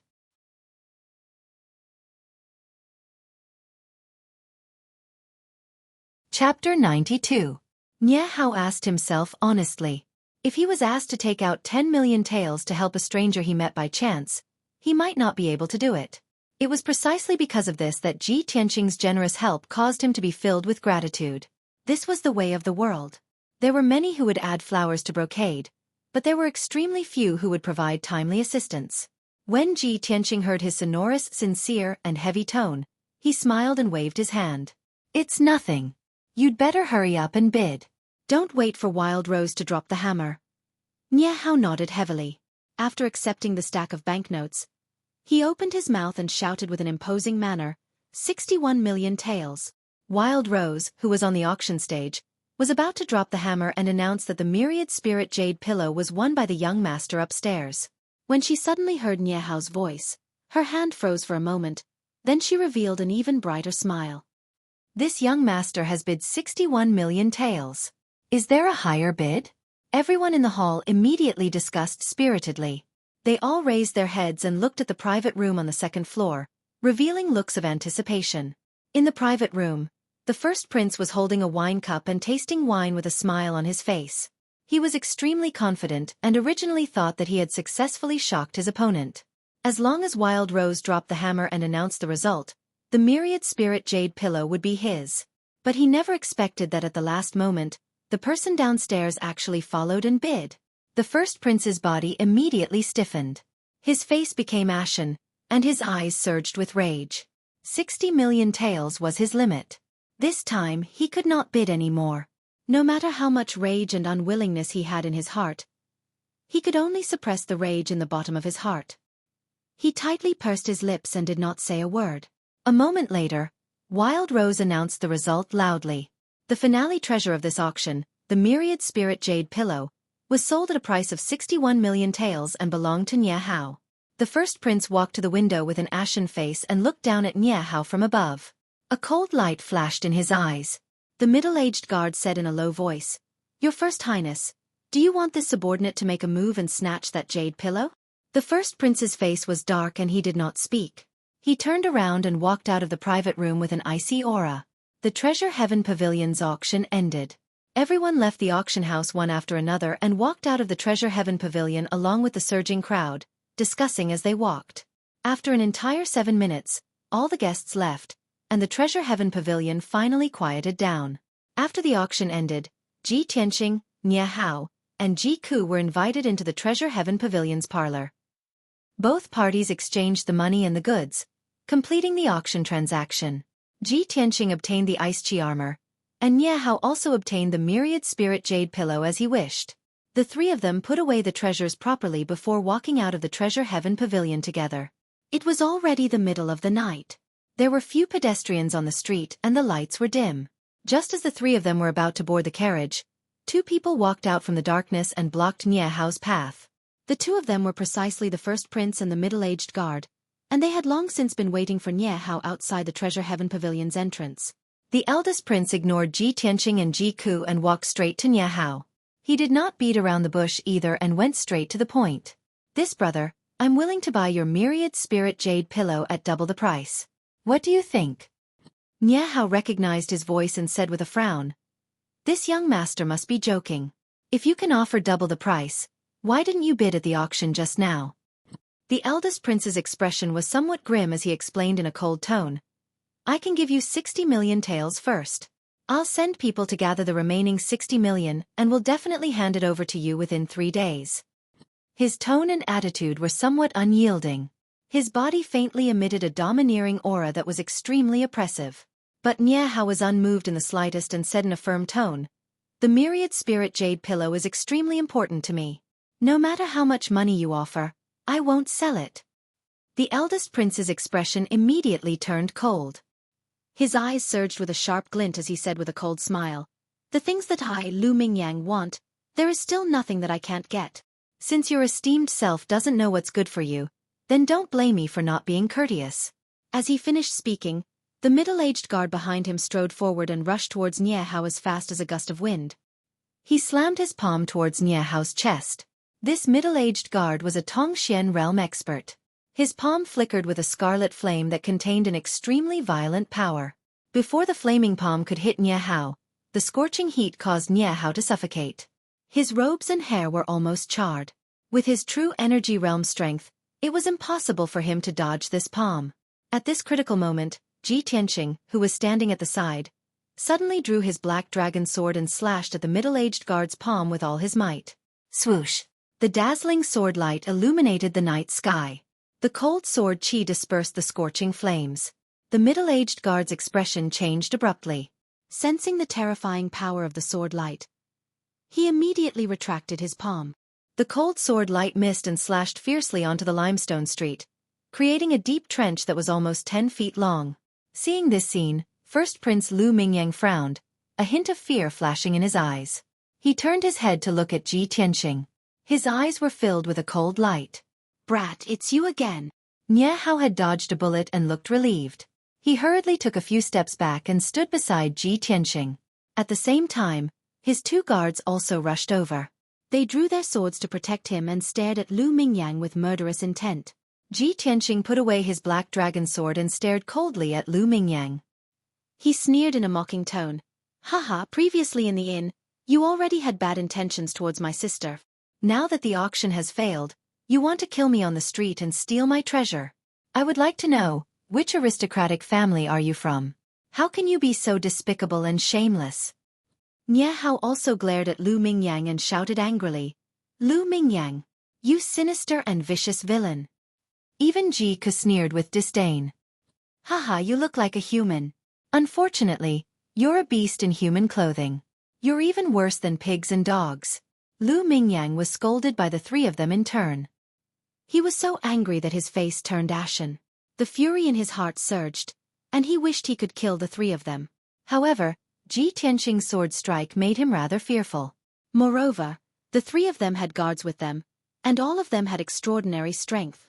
Moreover, this was the entrance of the Treasure Heaven Pavilion. The matter couldn't be blown out of proportion. Otherwise it would be difficult to deal with it. Lu Mingyang could only forcefully suppress his anger and killing intent. He glared fiercely at Nie Hao and Ji Tianqing. I'll remember this grudge. The two of you. Wait to suffer my wrath. After gnashing his teeth and throwing down these vicious words, Lu Mingyang turned around and left with his guards. His figure quickly disappeared into the darkness. Nie Hao didn't send his guards to chase after them. He watched Lu Mingyang disappear into the darkness and cursed with anger that hadn't subsided. Damn bastard. He's so arrogant. I almost fell into his trap. After saying that, he took a deep breath and suppressed the anger in his heart. He turned to look at Ji Tianqing beside him and bowed sincerely. Brother Ji, thank you for saving me just now. I owe you another big favor.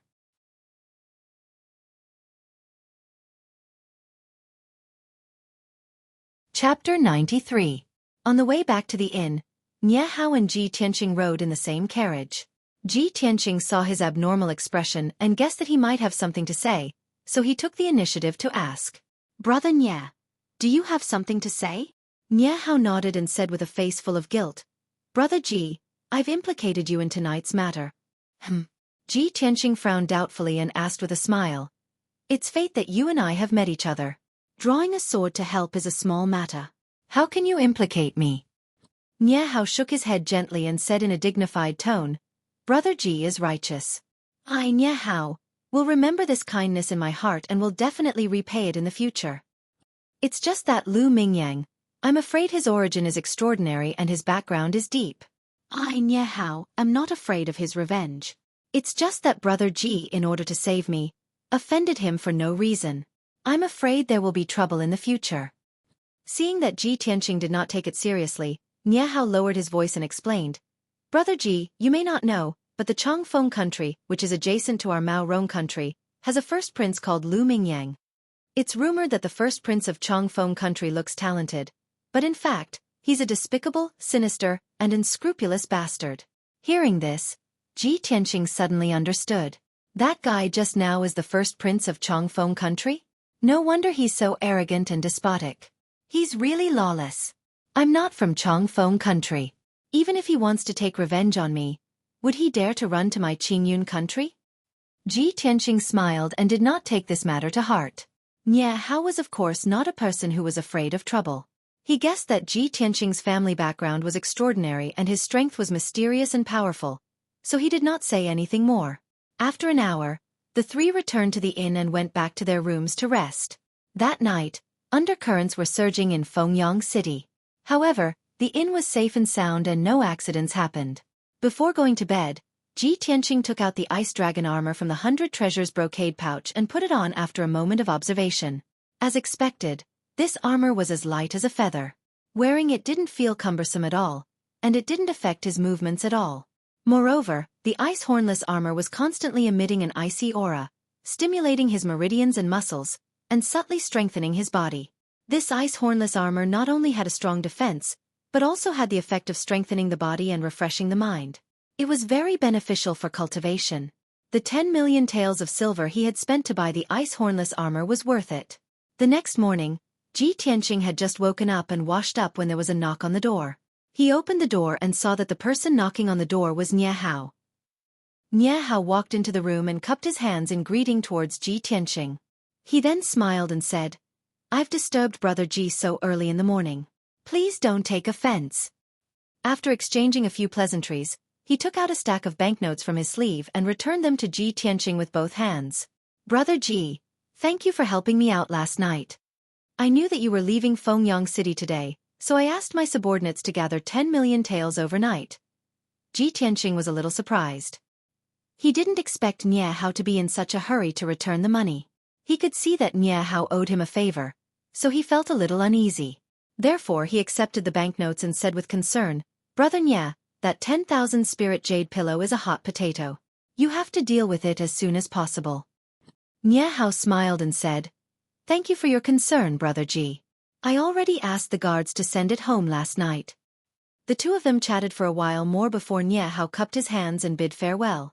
After breakfast, Ji Tianqing and Ji Ku left the inn and continued on their journey. After the carriage left Fengyang City, it continued to rush towards the north. Fengyang City was located at the southern border of Hengchuan country, while the Star Ancient Realm was located at the northern border of Hengchuan country. Ji Tianqing and Ji Ku had to cross the entire Hengchuan country. They had to travel for 6 days before they could leave the country. The journey was quite peaceful and there were no twists and turns.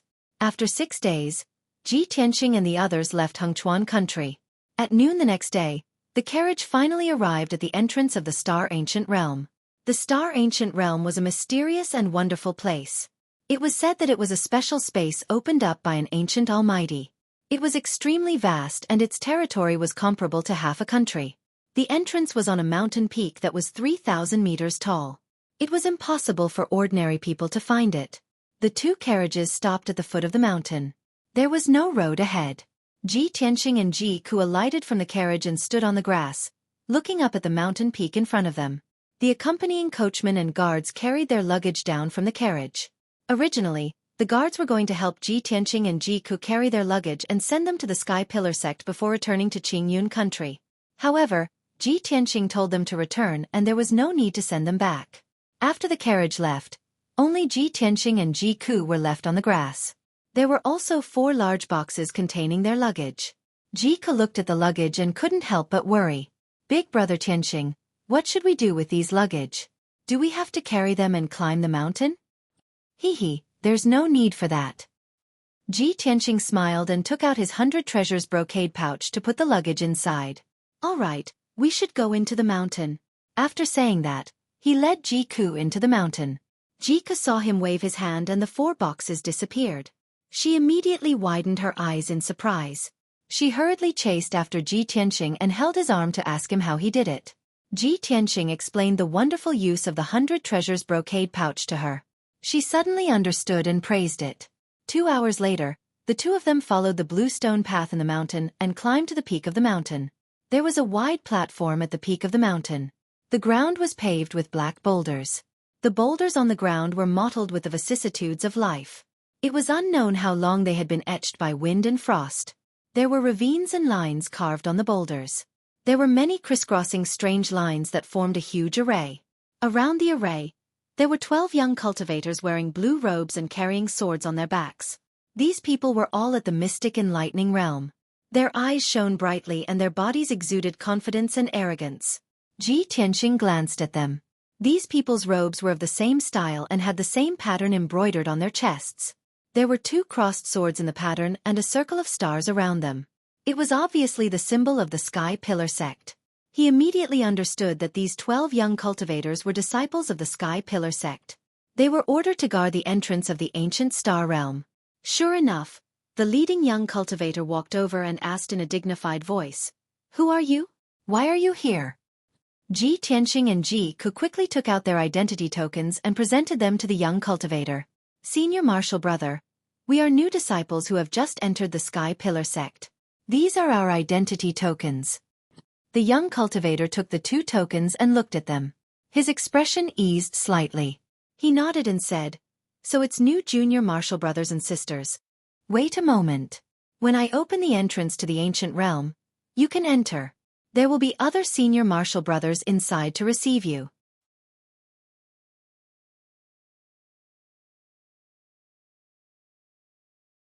Chapter 94. A moment later, the 12 Sky Pillar sect disciples joined forces to open the array at the entrance of the ancient realm. In the middle of the array, an oval-shaped door of white light appeared out of thin air. Ji Tianqing and Ji Ku cupped their hands and thanked the disciples before stepping into the door of white light. Whoosh! The 2 of them only saw a white light flash in front of their eyes before they arrived in another world. Beneath their feet was a path paved with dark brown stone slabs. The slabs were mottled with traces of the vicissitudes of time. On both sides of the path was a green grassland with many small flowers of various colors, attracting many bees and butterflies to fly back and forth. Further away was a lush forest, as well as an endless stretch of mountains. The sun was shining brightly in the dark blue sky, but there wasn't the slightest bit of heat in the air. Instead, there was a cool breeze blowing, and there was a refreshing fragrance in the air.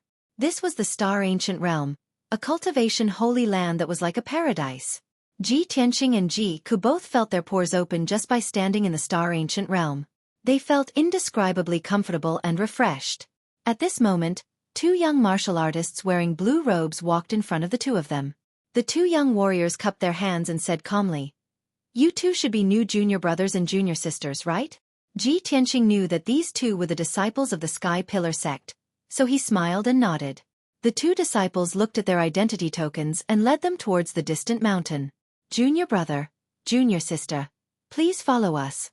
Ji Tianqing and Ji Ke hurriedly followed the 2 disciples and walked forward along the black stone path.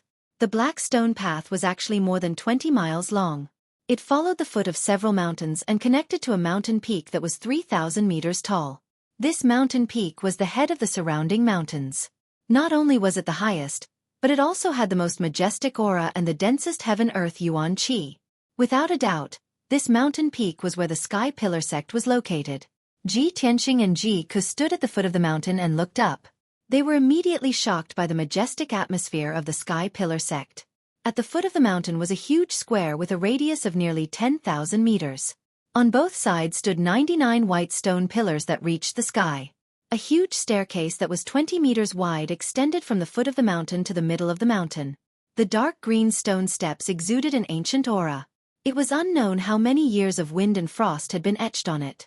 The 2 disciples led Ji Tianqing and Ji Ke along the stone steps to the middle of the mountain. As they walked, they introduced the Sky Pillar sect situation to the 2. "Junior brother, junior sister, being able to stand out from your respective countries and enter our Sky Pillar sect is the greatest fortune of your lives. Our Sky Pillar sect has been established for 1,000 years. It is the #1 sect in the Heavenly Stellar region, and governs the 10 countries of the Heavenly Stellar region. Our sect's disciples are respected beyond compare no matter which country they go to." Ji Ke saw that the 2 disciples' attitudes were relatively friendly, so she asked, "Senior brothers, our Sky Pillar sect occupies an entire mountain. Isn't there a lot of disciples in the sect?" One of the disciples smiled and explained, "Junior sister, our Sky Pillar sect doesn't just occupy this mountain peak. This Sky Pillar peak is only where our sect is located." The other disciple added, "Behind this Sky Pillar peak, there are 8 connected peaks. All of them are our Sky Pillar sect's territory." According to the senior brothers in the sect founder used these 9 peaks as the foundation to construct a mountain-protecting formation called Sky Pillar to protect the entire sect. At this point, the 2 disciples revealed a look of yearning, and their eyes were also surging with pride. Clearly, they were proud to be disciples of the Sky Pillar sect. Ji Tianqing and Ji Ke were also shocked and revealed expressions of disbelief. If the 9 peaks are connected, doesn't that mean it exceeds a radius of 100 miles? Our sect's founder can actually use the 9 peaks as the foundation to set up a great formation. Heavens! The sect founder actually had such a remarkable method. It's simply like a legend. The 2 disciples nodded in agreement and said with a smile, "That's for sure. Otherwise, how could our Sky Pillar sect become the #1 sect in the Heavenly Sky region?" The 4 of them chatted as they walked and unknowingly arrived at the mountainside. At the end of the stone steps was a huge mountain gate that was 100 meters tall. It was completely built with black boulders. The words Sky Pillar sect were engraved on the lintel of the mountain gate. Every word was written with iron and silver hooks. The strokes were swift and fierce, revealing a vigorous and domineering aura. Under the mountain gate, on the left and right sides of the stone steps stood 18 young disciples in white robes. Ji Tianqing silently sensed and discovered that every disciple had the strength of the Mystic Comprehending Realm. Mystic Comprehending Realm disciples have to guard the mountain gate in the Sky Pillar sect? He was somewhat shocked and felt that the Sky Pillar sect's deep foundation was even more unfathomable. After everyone crossed the mountain gate, they arrived at a huge square. This square had a radius of 1,000 meters and the ground was paved with white stone slabs. It was flat and clean. Many young male and female disciples were walking through the square. All of them were in a hurry and did not linger. On the left and right sides of the square, there were many tall buildings and courtyards that were stacked on top of each other. They stretched as far as the eye could see. The 2 disciples stopped in the square and introduced the situation to Ji Tianqing and Ji Ke. "Junior brother, junior sister, this is the outer sect's meeting square. Usually, important matters or gatherings in the outer sect will be held here." The buildings on the left and right sides of the square are the residences of the outer sect disciples. There are more than 2,000 outer sect disciples in total. The palaces and houses on the mountain peak are the residences of the inner sect disciples and deacons. Normally, You must not enter without permission. Otherwise you will be punished. After a brief introduction of the situation, the two disciples led Ji Tianqing and Ji Ku to the courtyard on the right side of the square. The induction ceremony will be held in 3 days. Today, I will take you to the new blue courtyard to stay temporarily. After the induction ceremony, you will be assigned a residence. Ji Tianqing and Ji Ku followed the two disciples and entered a courtyard called the new blue courtyard. There were hundreds of rooms in the new blue courtyard. There were already 70 to 80 people living in them. Only 20 or so rooms were still empty. Ji Tianqing and Ji Ku chose 2 adjacent rooms to stay in. After they packed their luggage, they settled down temporarily. The new blue courtyard was specially designed to settle down new disciples. The 100 new disciples from the 10 countries of the Tianshan region were temporarily staying here, waiting for the induction ceremony in 3 days. In the next 2 days, more than 20 people were successively led to the new blue courtyard. The 100 new disciples had finally arrived. These 100 people were all young geniuses from various countries. Regardless of whether they were men or women, they were all handsome and dignified. During these 3 days, everyone stayed in their rooms to rest. Very few people showed their faces in public. You're tuning in to the Xueqi's Martial Arts Saga YouTube channel. Don't forget to subscribe and join us on this journey to catch the most captivating stories.